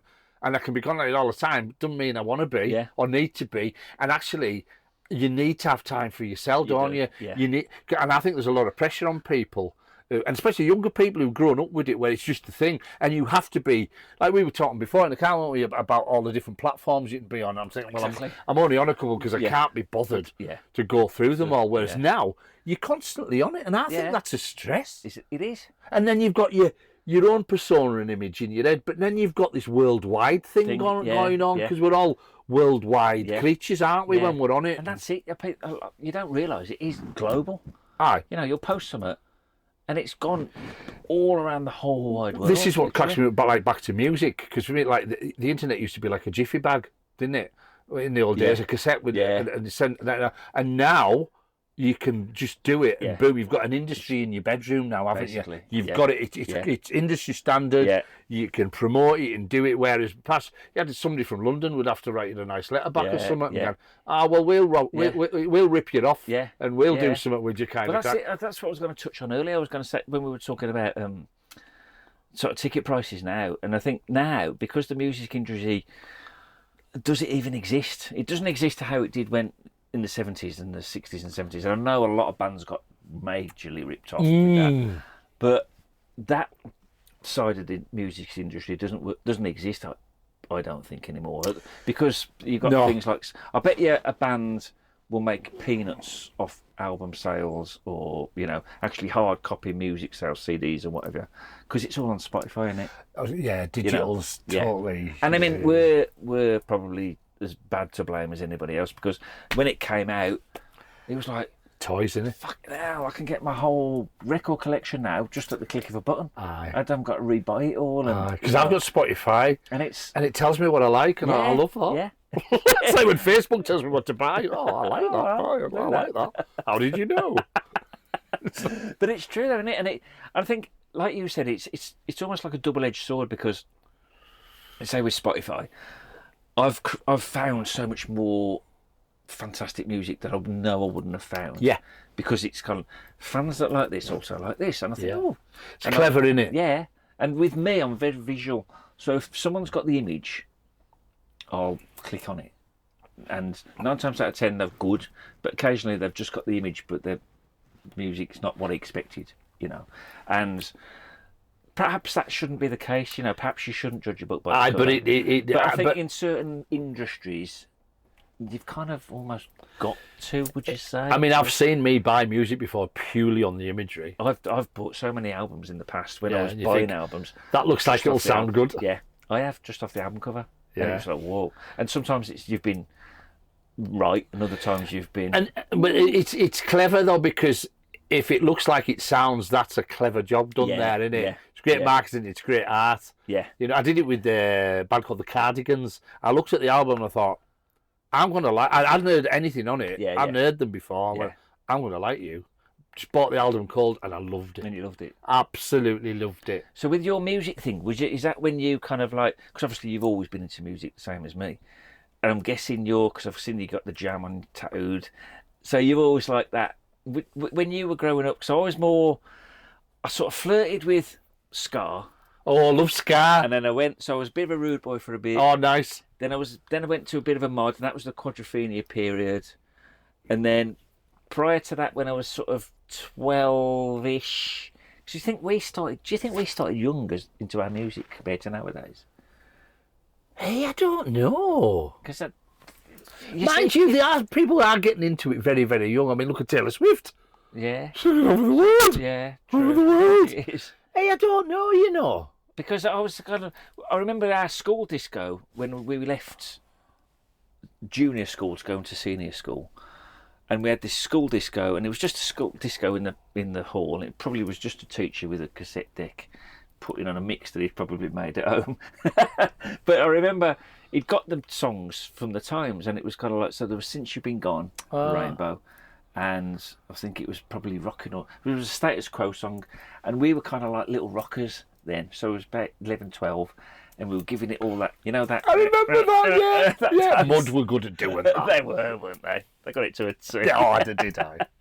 But then you go to... And then other music things come up, and if I like it, I like it, you know. But then, what we've talked about earlier as well, our generation, we invented so many different new kind of youth cultures in a way, didn't we? You know, so New Romantics was a big thing with us. Oh yeah, I remember all that. Goths, and even in our school we had, you name it, mods, rockers, punks, skinheads, goths, neuros. And then which skinhead you got? You got the racist skinhead, or you got the scar skinhead? Yeah, I mean, exactly. it's like flipping heck. It's like it's difficult, complicated. It was, wasn't it? You'd find yourself in some very different situations. Yeah, exactly. You know, but I loved ska and two-tone, and I loved that message. And I think I was at the right age to really just absorb that. Yeah. You know, and the Jam were my, my growing up band. One of my first albums was Setting Suns. Oh yeah. I love that album. I remember getting it for Christmas, and I was given a box of Quality Street and that album. And I remember sitting upstairs in my bedroom just listening to Setting Suns and just eating Quality Street, and I loved it. It's a great album. Absolutely. And I've got it, and I'll listen to it. You know, do you think probably that was their pinnacle album? It was when they were definitely at their height, weren't they? Aye, it could have been actually. Because I wasn't a massive fan of the last couple. I thought they were great because I loved the Jam. Yeah. But, you know, I think that was a classic album. And I loved All Mod Cons. Did you as well? And it's funny because I didn't really get it at first, but the In the City albums probably become my favourite. It's funny how you change with stuff. Yeah. It was like with the Beatles, I always loved the early stuff. Yeah. But I love it all now. But I couldn't get away with some of the later stuff at first. Yeah. How you taste just it is. And then you get musical snobbery. I remember 100%. Not wanting to like Oasis because I'd liked the Beatles and the Jam and that. Yeah. And it all just felt a bit like, oh well, hang on a minute, because Oasis were just ripping the Beatles to bits, weren't they? It's like, well, here we go. But they'll admit to that themselves. Yeah. And but now I think, oh no, they're great. I really enjoy them. But at the time I couldn't. Yeah. And it's like this musical snobbery. Yeah. But there is a lot of that, isn't there? Oh, isn't there? You know, I hate that actually. I do. You know, when I go to gigs and there's like, because I suppose my default setting now, because even though I flirted with all these different sort of genres, and at one point I was like, I think you must have had it up here. There was like a psychobilly sort of movement. Oh yeah, King Kurt, Guana Bats. Yeah, well, King Kurt had come to the Brickyard in August. I saw that, you know, and I'm telling you, because I used to go and watch them at Stars and Stripes. That's what I was on about. Yeah, they used to have the snake bite machine, and they used to stop people in it. Yeah, and just pour the snake bite down. That was evil stuff, wasn't it? Yeah, yeah. It got banned, didn't it? Snake bite. Oh, it did. I still see the person. She's called Julie, who got strapped into the snake bite machine took it. But that was a melting pot, you know, because you had the rockabillys, you had the punks, you had the mods. I was back that mod scene, and you know, you had the rockers and that, and it was great. It was great, wasn't it? What a time we had to live. And it just felt fresh, and it felt really nice. And every, you know, you'd walk down the street and you'd know straight away which tribe someone belonged to. And you're right with tribes. You know, and that whole identity thing, wasn't it? Yeah. And I loved it though when I got out of the tribe thing, and it was like, actually, I can like that as well. Yeah. I remember somebody saying, you can't like the Clash if you're a modder. Exactly. So I got rid of my fishtail partner. I got myself a donkey jacket just to show them. But you know what you think? But it's true, isn't and it? The snobbery, and it's like, seriously. Yeah. It's like, people queuing over the Lambretta or the motorbike, and you're like, both are great, and if you love them, there. Exactly. That's great. Yeah. You crack on. Yeah. And it's a bit like, I'm just going to be myself now and like what I want. Yeah. Yeah. Because it was weird how you could turn yourself off to someone just because you weren't meant to. Yeah, because you weren't. And the rules, back to them rules, all of a sudden there's rules. It's like, where did they come in? Yeah. Because they're all suggested. Of course they are. And it's like you say, you hit the nail on the head then. It's like, well, you can't, like, there was stuff that I loved, but you daren't say that you'd liked it. Because it's like, well, you can't do Well, I had a dilemma, because, I mean, when I was 8, I was in the ABBA fan club. Well, I took a long time having to hide that in my early teens. I mean, heaven help us if it's like, you can't be at the jam and that. You like ABBA? It's like it doesn't count anymore. No. Yeah. But actually, now I'd sit back and say, well, actually, I'm not that huge a fan anymore, but they did some very good music. Yeah. And at the time, I can see it. Yeah. ABBA or the Jam? It's funny with the Jam. I spent a long time just not listening to it, and then you rediscover it again. That's it's like, thing I love that. Yeah, that's the thing I've loved with Spotify. And it's kind of like you've just heard. You know what it's like? Sometimes you get a smell or a sound, and it takes you right back to somewhere, doesn't it? Oh, chimney smoke does that. Does it? But then that brings another load of memories back, and you think, oh yeah, that song. Or you'll hear a song on a film in the background or a soundtrack. But Spotify's good that it just suddenly throws it at you. Because if you sit and think, when I first got Spotify, my mind just froze because it's like there was too much option. I'm like, oh my god. Do I look for things I don't know? Do I go with what I know? Do I listen to that? Do I listen to what I always listen to? Oh my! And it was a dilemma. Yeah. So now I love the Discover Weekly. I really enjoy it. I do enjoy. I've never clicked on that. Is it good? Oh, aye. And the more you click on it, and the more it's sort of... Is it usually the stuff that you've already listened to? It's clocking all the stuff that you like. And basically it's going, well, you might like this, you might like that. Yeah. Honest, it's give it a shout. I Discover Weekly is really good. I see it, and I always just go to my daily mix. And because I've got about... How many you got? About 6 pop up on mine. And then they're constantly changing because whatever you listen to. I have got quite a few of them. And then I love it at the end of the year when it gives you that thing. And so it turns out last year I'd listened to 107 different genres of music. Really?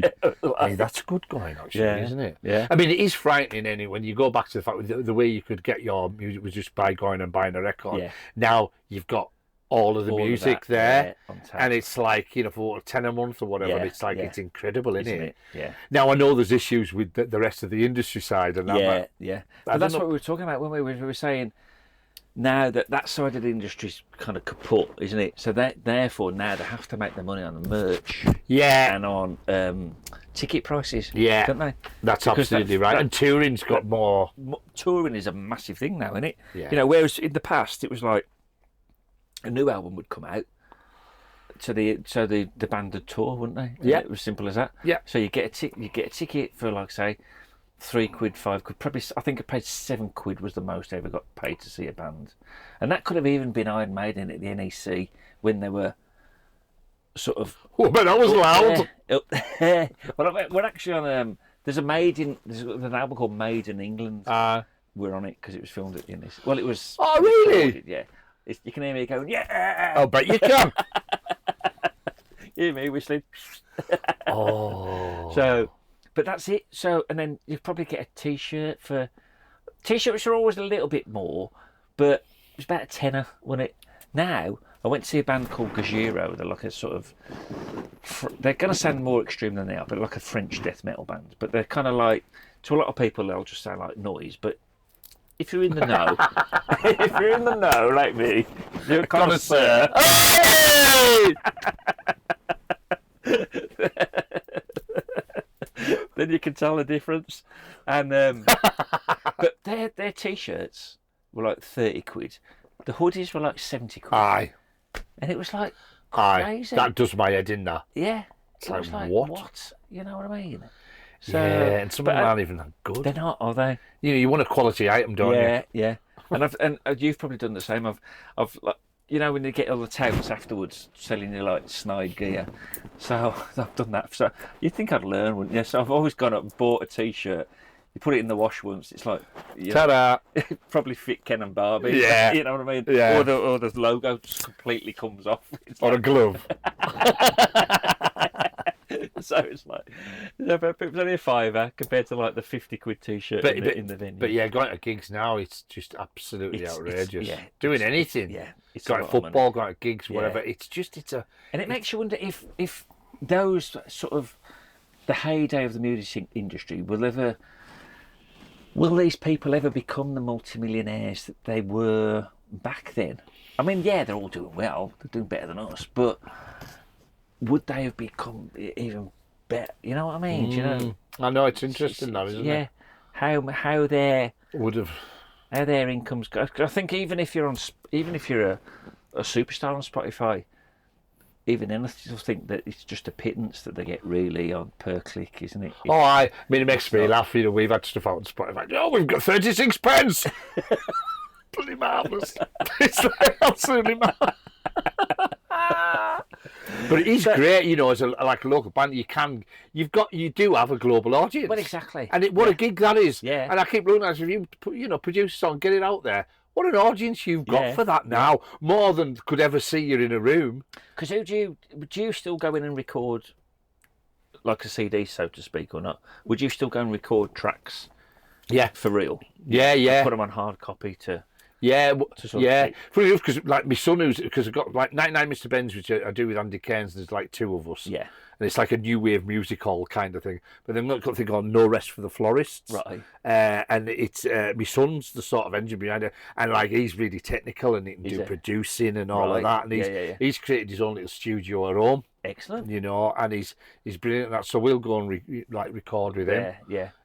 So will you still and record? We haven't put it. It's been purely digital up to now. Has it? Well, with the postcard band and stuff, we did CDs. Mm. We do CDs, and the idea would be it'd be nice to do a bit of vinyl on it. Yeah.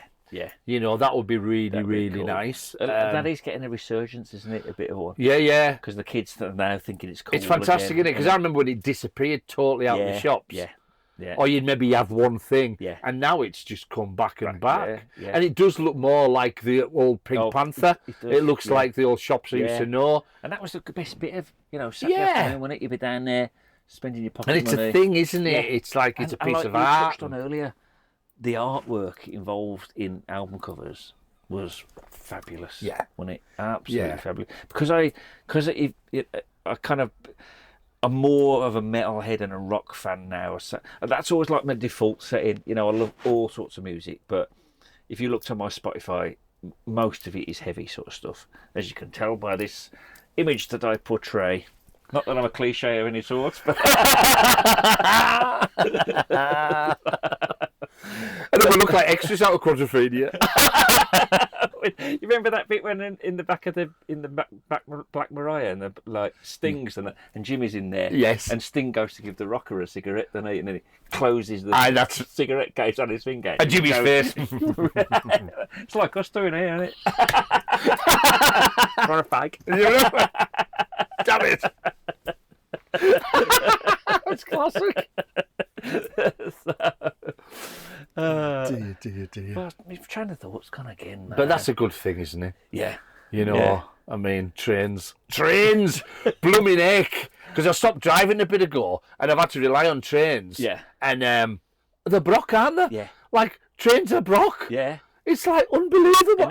It's like I've never been to a station recently where there hasn't been like loads of things cancelled for random reasons. Yeah. And you're like, oh my good, or delayed for things. I was coming back from Glasgow, as you do, and we were stuck because they reckon somebody's pet was on the track.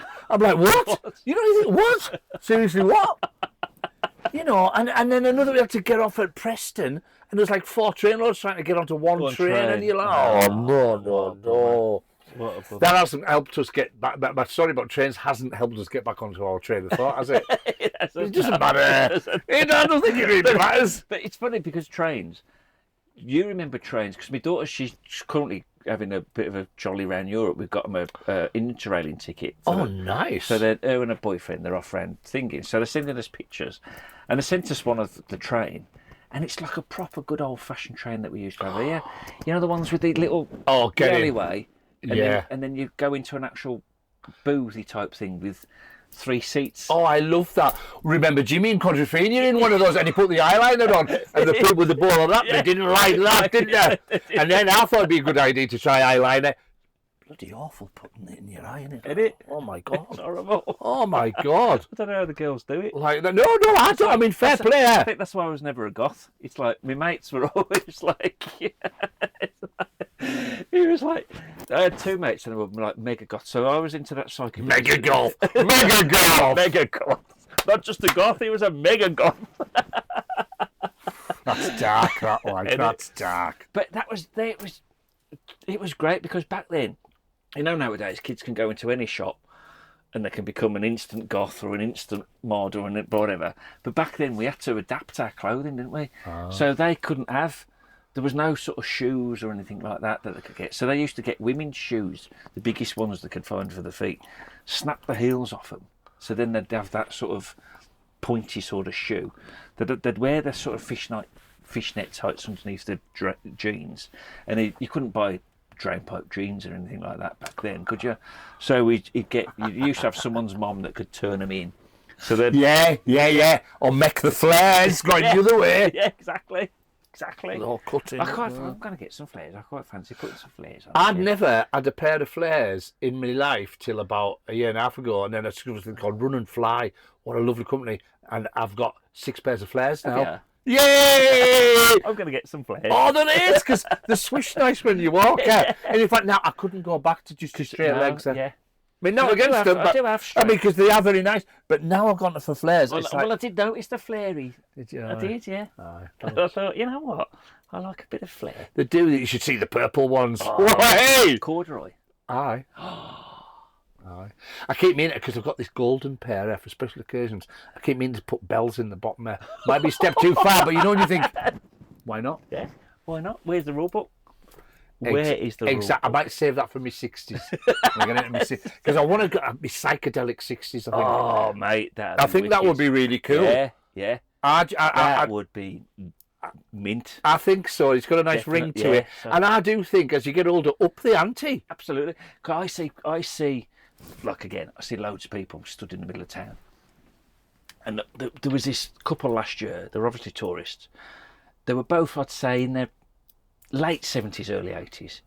They looked insane. She had this like lovely long white hair and this sort of 70s kind of, not a jumpsuit, but a flares. It wasn't a jumpsuit. She had it was like a jacket, you know, like a suit, like what you'd see someone in like Dallas in the 70s, you know, that sort. And he was like, he had sort of drain pipey sort of trousers on and sort of Bedale, you know, like what they're called? I've got a pair, you know, them broguey type boots. Oh, brogue. Yeah, and he's, I think he had like a sort of bit of a fadey type haircut because he still had a good thick head of hair, but they just looked wicked.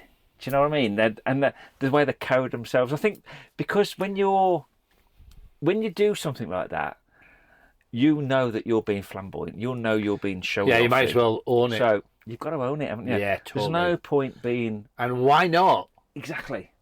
Can't get sick of people going, oh, you wouldn't see this in Carlisle or something. And you're like, yeah, why not? Why not? Yeah. Like seriously, why not? Why would you want to be like everybody else? I know. Why? Oh, well, it does my head in. Some of the cooler kids, it's like, and you think, you're all just the same. It's like the football thing with the Stone Island and that. It's like, oh, really? We've been, because it's my daughter's graduation, so we went, she's been living in Sheffield. So we went to the, whatever it's called in Sheffield there, shopping centre. Watch out for Jimmy Hendrix. Sorry, Jimmy. And so we went into this one, I can't think what the name of the shop was, one of these high street names. They were looking for dresses. And I walked in and I went, whoa, it's a bit vanilla in here, isn't it? Because it was like everything was just beige or cream. This was in the guys section. And I said, the worst thing is, I said, every single British lad is going to be in, Ibiza wearing this summer. And it's like, there's memes about it. They spot the Brits because they've all got exactly the same haircut. Oh. Sorry, I'm just going to lose a load of customers and a load of... But you know what I mean? Everybody's just the same. And I think when we were growing up, it wasn't like that, was it? There was so many...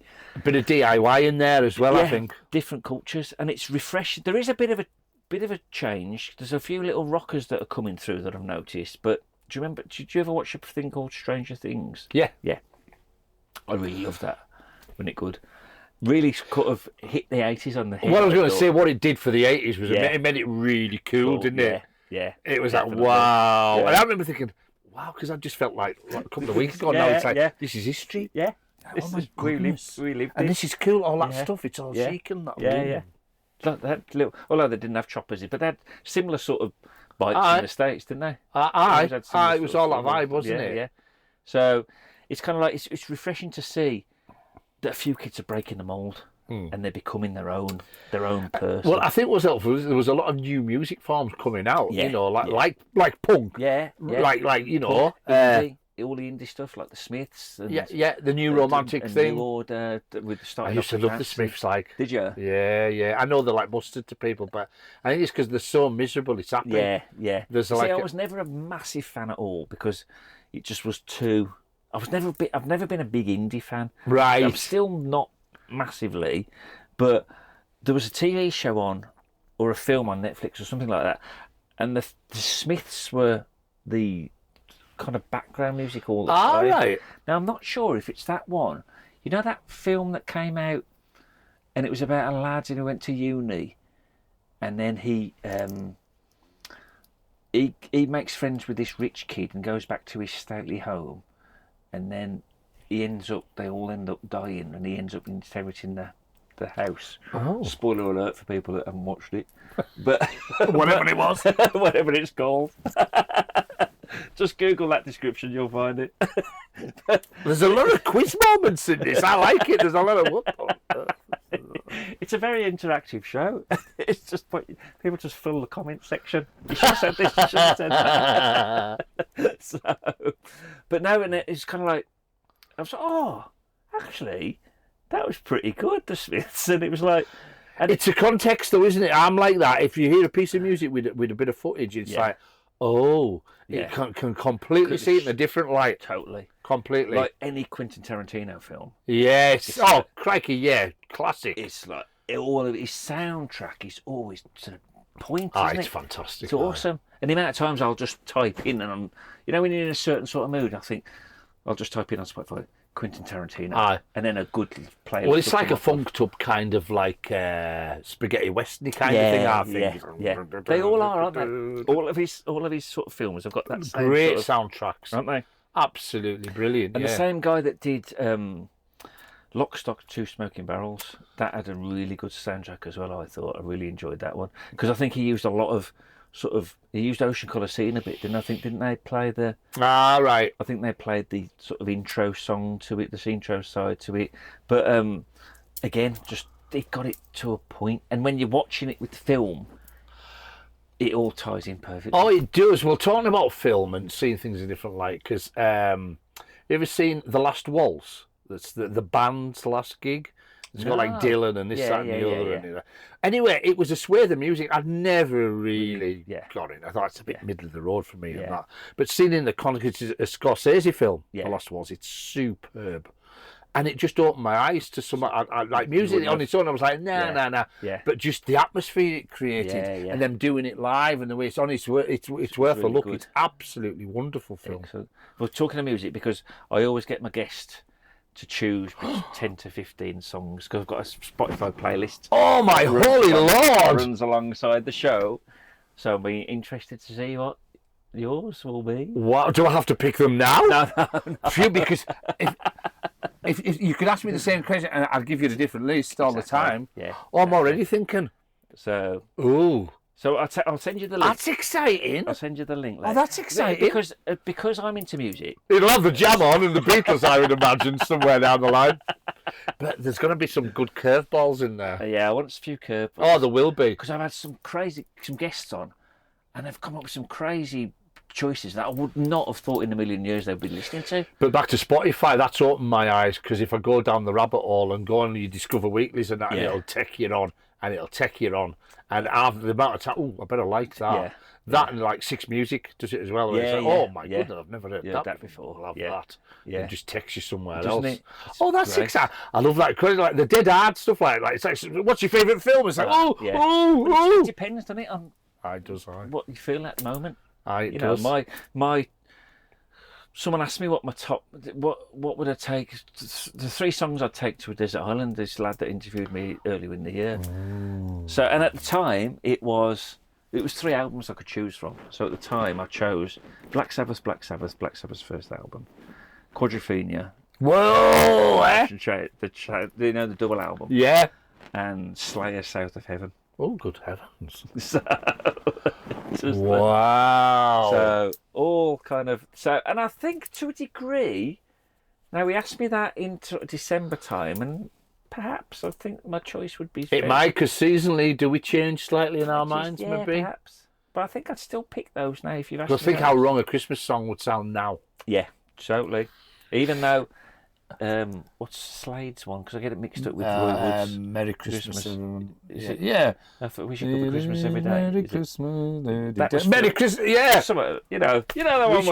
I once found that record in my garden when I lived on White Coast Gate, and it was half snapped, and it still played out of the soil, right onto the turntable. Are you kidding? No. It was one of those beautifully random things. Well, that's random then. I wonder if it'll play, and it did. It was cracked all the way through. Yeah, it's Merry Christmas, everyone, isn't it? Yeah, something like that. Oh, we know this. We know this. But it was recorded in like August, wasn't it? Aye. So just imagine having to do that. But I'll tell you what I like, because there used to be about 5 Christmas songs, maybe 4. Used to be pedalled out here and there. Yeah. And now it's absolutely huge, like indie Christmas and all of this. Yeah. I bet they do a goth Christmas. Yeah, they will do. They do, because I'll purposely find things. So I'll put metal Christmas on and it's just like, so Ralph Halford out of Judas Priest has made a metal Christmas album. Which is a bit random. Was that him? That I might have seen footage of him kicking the phone out of somebody's hand in the front at a gig. I'm sure it was, because someone was filming, and I don't think he likes it. I thought it was just when he just fucking he kicked it out of his hand. And the phone went. Like, oh, that's that then. No, where there's blame, there's a claim. Absolutely. Isn't it? Absolutely, that could, because someone else will have been recording it on their phone. Well, but the thing about the blame, where there's a blame, there's a claim. When I was doing the fire station, I was really hampered by Rod Stewart of all people, because he'd kicked a ball when he did a gig at Brunton Park. Yeah. And he kicked the ball in the crowd, hit someone in the face and broke the nose out. So everybody, health and safety, said, "Oh, well then, you're going to need more insurance, because what if one of the acts throws something into the audience, like happened with Rod Stewart?" And you're like, really? Seriously, really? And so we used to have to insure the act. So the place is insured, the equipment's insured, Oh no, each act all had to be insured. Once I had to ask Roger McGough, the poet, if he had PLI, and we're going, well, what are you going to do? Like throw sharp words or something? Honestly, it was like really. Unbelievable. That's the world we're in, eh? Yeah. You know? So what gave you the what's the word I'm looking for? The idea to to turn the fire station into the venue that it is? Because obviously it will have happened after the floods when everything. Well, that's how it came because the Carlisle was split into two. Yeah. So the fire service were like, "Oh my goodness, we're in the middle of town. We're trapped." So what they did was build stations east and west. Yeah. So what happened was the city council swapped a car park, which is where they built the county council building, which is Cumbria House, and we got the fire station. And a lot of people going, "Oh, this is ridiculous. The car park's much better because of the money you bring in." It's like, oh, great. So I was in the lucky position in the job I was that I was kind of tasked with, well, get something going in that building. Yeah. And I thought, well, art centres, this, that, and the other. It just wants to be a venue. So what I did, I basically, for the first 6 months before it was open, before anything had happened, it was just an empty fire station. Yeah. Boom, as it was. And I started to get keys cut, and I was giving people keys. Yeah. Keys. If anyone from the council's watching, I didn't. This is a lie. I'm making this up.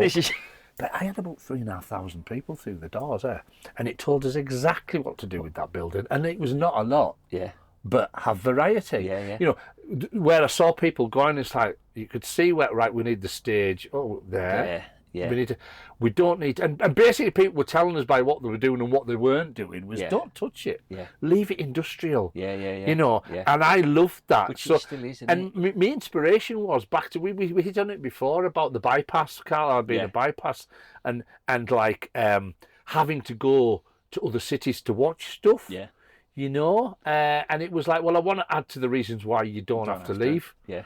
And get us more and more on the map. Yeah. And I think it's doing great. Because I know there's an absolute shitload of comedians that pass through there, isn't there? Oh well, that's right. And I think because I've always been rooting like being a local musician and stuff, it's like, well, we need an industry. Yeah. And how do you make the industry better? Well, it's about having more platforms. So the whole thing was to have a multi-creative platform. Yeah. On many levels. And I still have that ambition because, the fire station to exist, it's had to be more commercial. Yes. So we did lose some of the community things. Yeah. And I want to see that back. And I am after another building in the town to do that and bring all that community arts bit back. Yeah. And I think there's a big call for it because I wanted Rickagate. I wanted us to take the old police station next. Yeah. Got the old fire station, take the old police station, and just because at the time, just make that a sort of hub of creativity in art. Yeah, because if you see, if anyone knows Rickagate, it's almost like its own walled little village or whatever it wants to be. Yeah. You've got the old police station that a lot of it hasn't been open since the last floods. Has it not? No. And it's like, what we're going to do with that then? Yeah. And then you're looking at it, and there was, I don't know whether it's been scuppered because of COVID, but there was a plan for the magistrates to go in with the Crown Court. You're thinking, could that be a theatre? Yeah. Could it? And you're thinking we could do all of that. Yeah. Because there isn't really a theatre, is there? In Carlisle?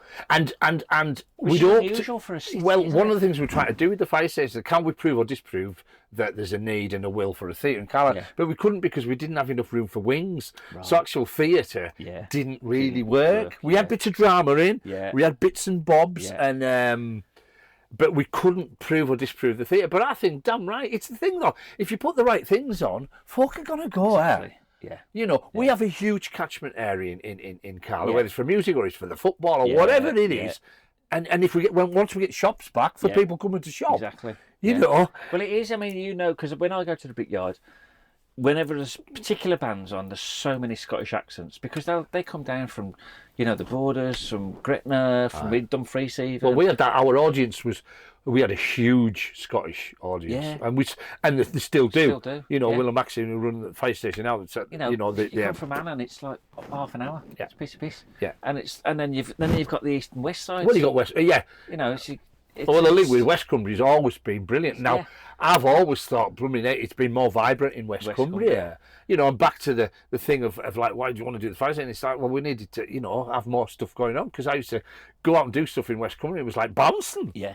Yeah, and it is, even when because I'm on quite a few things that I follow on sort of Facebook and stuff, and you see, there's this one thing called Cumbria Live Music. You probably follow it yourself, and it's there's always seems to be stuff going on out west. Yeah. There's always stuff going on at Barra. Yeah. And you think, there's nothing going on around here. I don't know. It's like, I know. Innit? I know, and that's where back to the fire station where it's like, well, can Carlisle have another venue? It's like, well, yeah, we should because we're serving a huge catchment area. Yeah. Because were you not involved in something? Did something happen in the? There was something in one of the parks, wasn't there, about a month ago? Show and tell. Yeah. Oh yeah.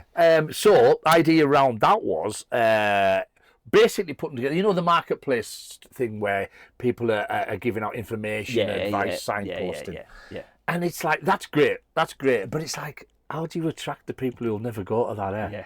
And so the idea with show and tell, the show was information, signposting, advice, and the show was entertainment, and it's activities and it's stuff to do, and it's mixing that with your information. So show and tell was just a field full of info, something to do, and we had like a gig on. There was a stage with a gig, and there was very important to us. It was a free day out for people, so there was a load of there was some small fun fair. I want it to be in the end. What I want is to offer like a fun fair, bit of a circus, a gig, all for nout.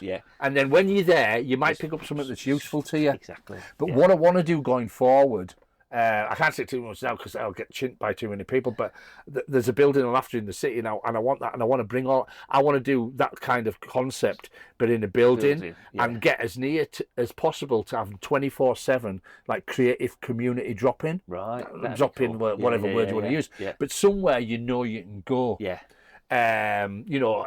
So you might go, and it might have the food bank in there, might have the police in there, it'll have creative artists in there. I love the idea that you could go in and do stuff, but then while you're there, you might think, actually, I might go and talk to that person about that. And further down the line, you might think, I might talk to them about this issue. Yeah. Whereas coming in cold, it's about, what's wrong with you then? What's wrong with you? Yeah. And then it's like, well, it doesn't work, does it? I like the idea you could create an environment where you might go and you might be making a pom-pom or something, and you're just having a crack. Or you might be lonely in the middle of the night and you're going, I just want to go and sit somewhere. Exactly. Or you might have missed the last train, for instance. Yeah. I might just go in there. Yeah. And I think there's so much we can develop on that. And it's going back to the concept of the fire station in a way of having a multi-purpose venue. Where people just go in. Yeah. And just become part of and so show and tell was like an outdoor show and tell I was using to basically try to get this partnership of people who could then go in, and you could do it in a building, and you could do it every day. Because it's down to that thing that, you know, say it's mental health issues or something. Oh, I'll come back on Monday at 9. It's like, really? But I'm actually really late, it's 7 o'clock on Saturday night, and what do I do?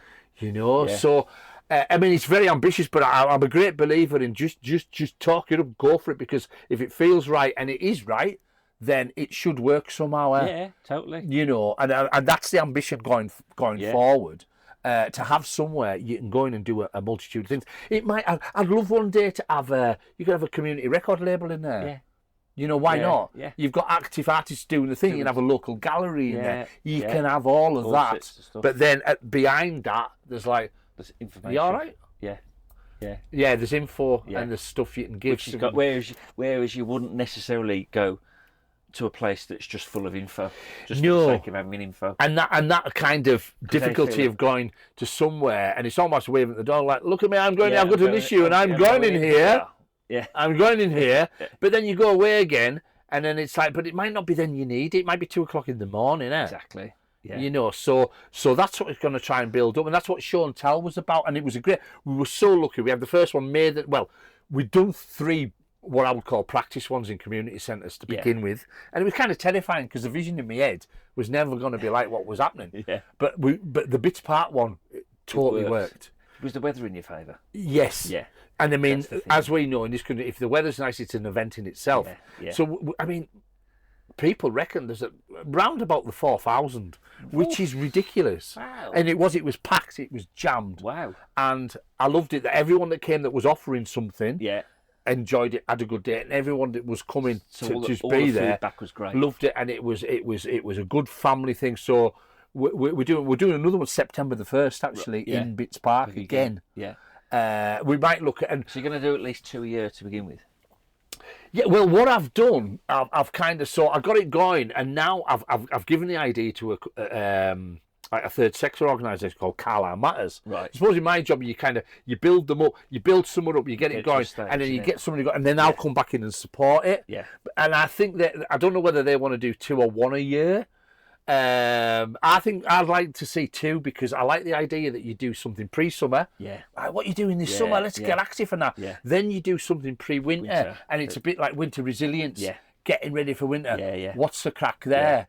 You know. Yeah, yeah. So one of the things might be like in the summer, like, you're giving away like school uniforms and stuff like that. In the winter, we might be giving away stuff that keeps you warm. Or ideas around. Might there be somebody there who can offer you advice on how you make your house warmer and safer and this, that, and the other. Yeah.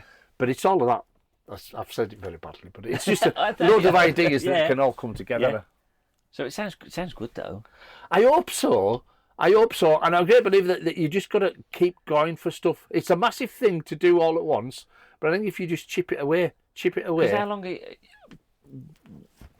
barring any disasters, you're going to be at the council until you retire, I'm guessing. When do you retire? I don't even know what age you are now, I think or if you're allowed anymore. I think we get about half an hour before you die. Half an hour off. Right. But the thing is, though, I am in a lucky position where I really enjoy my job. That's a good because thing, my job's about trying to do something creative and hopefully useful and interesting in my city. Yeah. And in that area, so I'm in an extremely lucky position. Yeah, yeah. And that's what fired on with the fire station, because it was hard work. I bet it was. And the learning curves were ridiculous, but it was because it's like, oh my goodness, this is leaving something ace, and it's really vain. But I love it because I got the OFS, the big lights up on the tower, and I love that. Yeah, I think I did that. Love that, and we used it with the street art as well. We had one of the first big street art pieces in the back there. Were you instrumental in doing that? Well, I was lucky enough to be associated with Blank Wall Assassins, who were the people who did it. Right.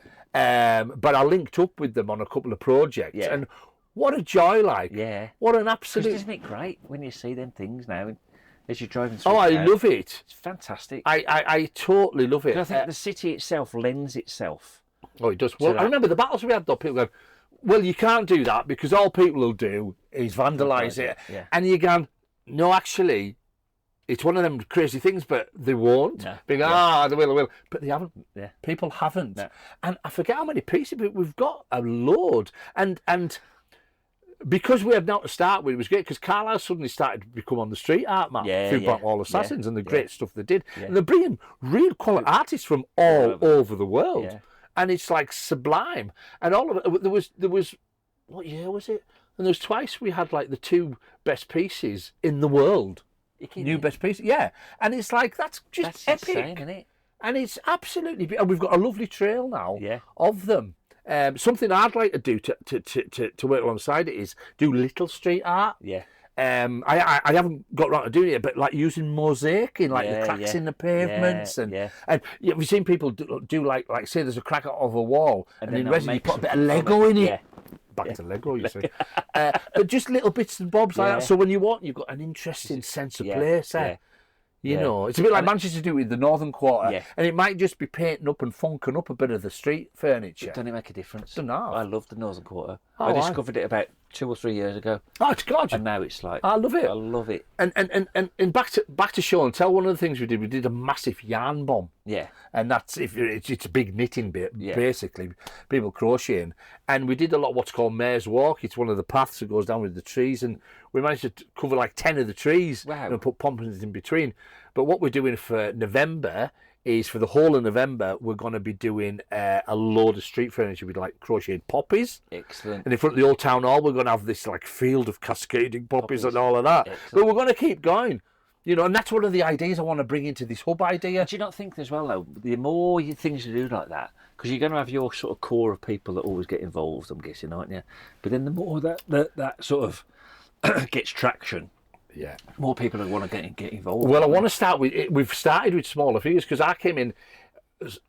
Part of it came because I was part of a mental health group at Curragh Community Centre, and I thought, we need to start like trying to engage with people who are deemed as harder to reach. You know, so we start with small people. So it's those people I want to get. And it's like, how do we work with you? And how do you encourage people to come. I want to try and get the people who maybe wouldn't even come out of their house. How do you get somebody to come out of their house? Yeah. You know, how does that happen? Yeah. So success might be that, rather than sometimes what we do, we number crunch, and it's all about big, vast volumes of people. But for me, it's like, how do you work with a small amount of people, but who actually in the long run, they will be able to give people confidence to come and do it. It's those people there. You see, they go, oh, who's out there? It's, oh, great, we can do that. It's like, no, who are the people who either don't feel welcome or don't feel they should be doing it or don't have that confidence? You know, we did a few schemes with Carlisle United where you do a ticket scheme and it was all around people who doesn't feel welcome. Who do you want to come? And come and have an experience. Look, this is about you. You know, and then like life, unless you go and you try something, you do feel on the outside, isn't it? And in society, and even though we can be in touch with the whole world all the time, some people just feel on the outside of everything, don't they? And how do you break that down? Exactly. You know, and I think, and if you can do it with creative, lovely, exciting things. then hopefully that's a better place, isn't it? Totally. Mate, this has been a cracker. Absolute belter. We're going to have to cut it short, you know, because you've got a train to catch. Oh, no, trains! Trains, it's back to flaming if it's on. So if you've been enjoying this, we'll probably have to do a part 2. Hey, well, that'll be it, because I love the caravan, like. Cheers, man. Hey, nice one. So I hope you've enjoyed it as much as we have.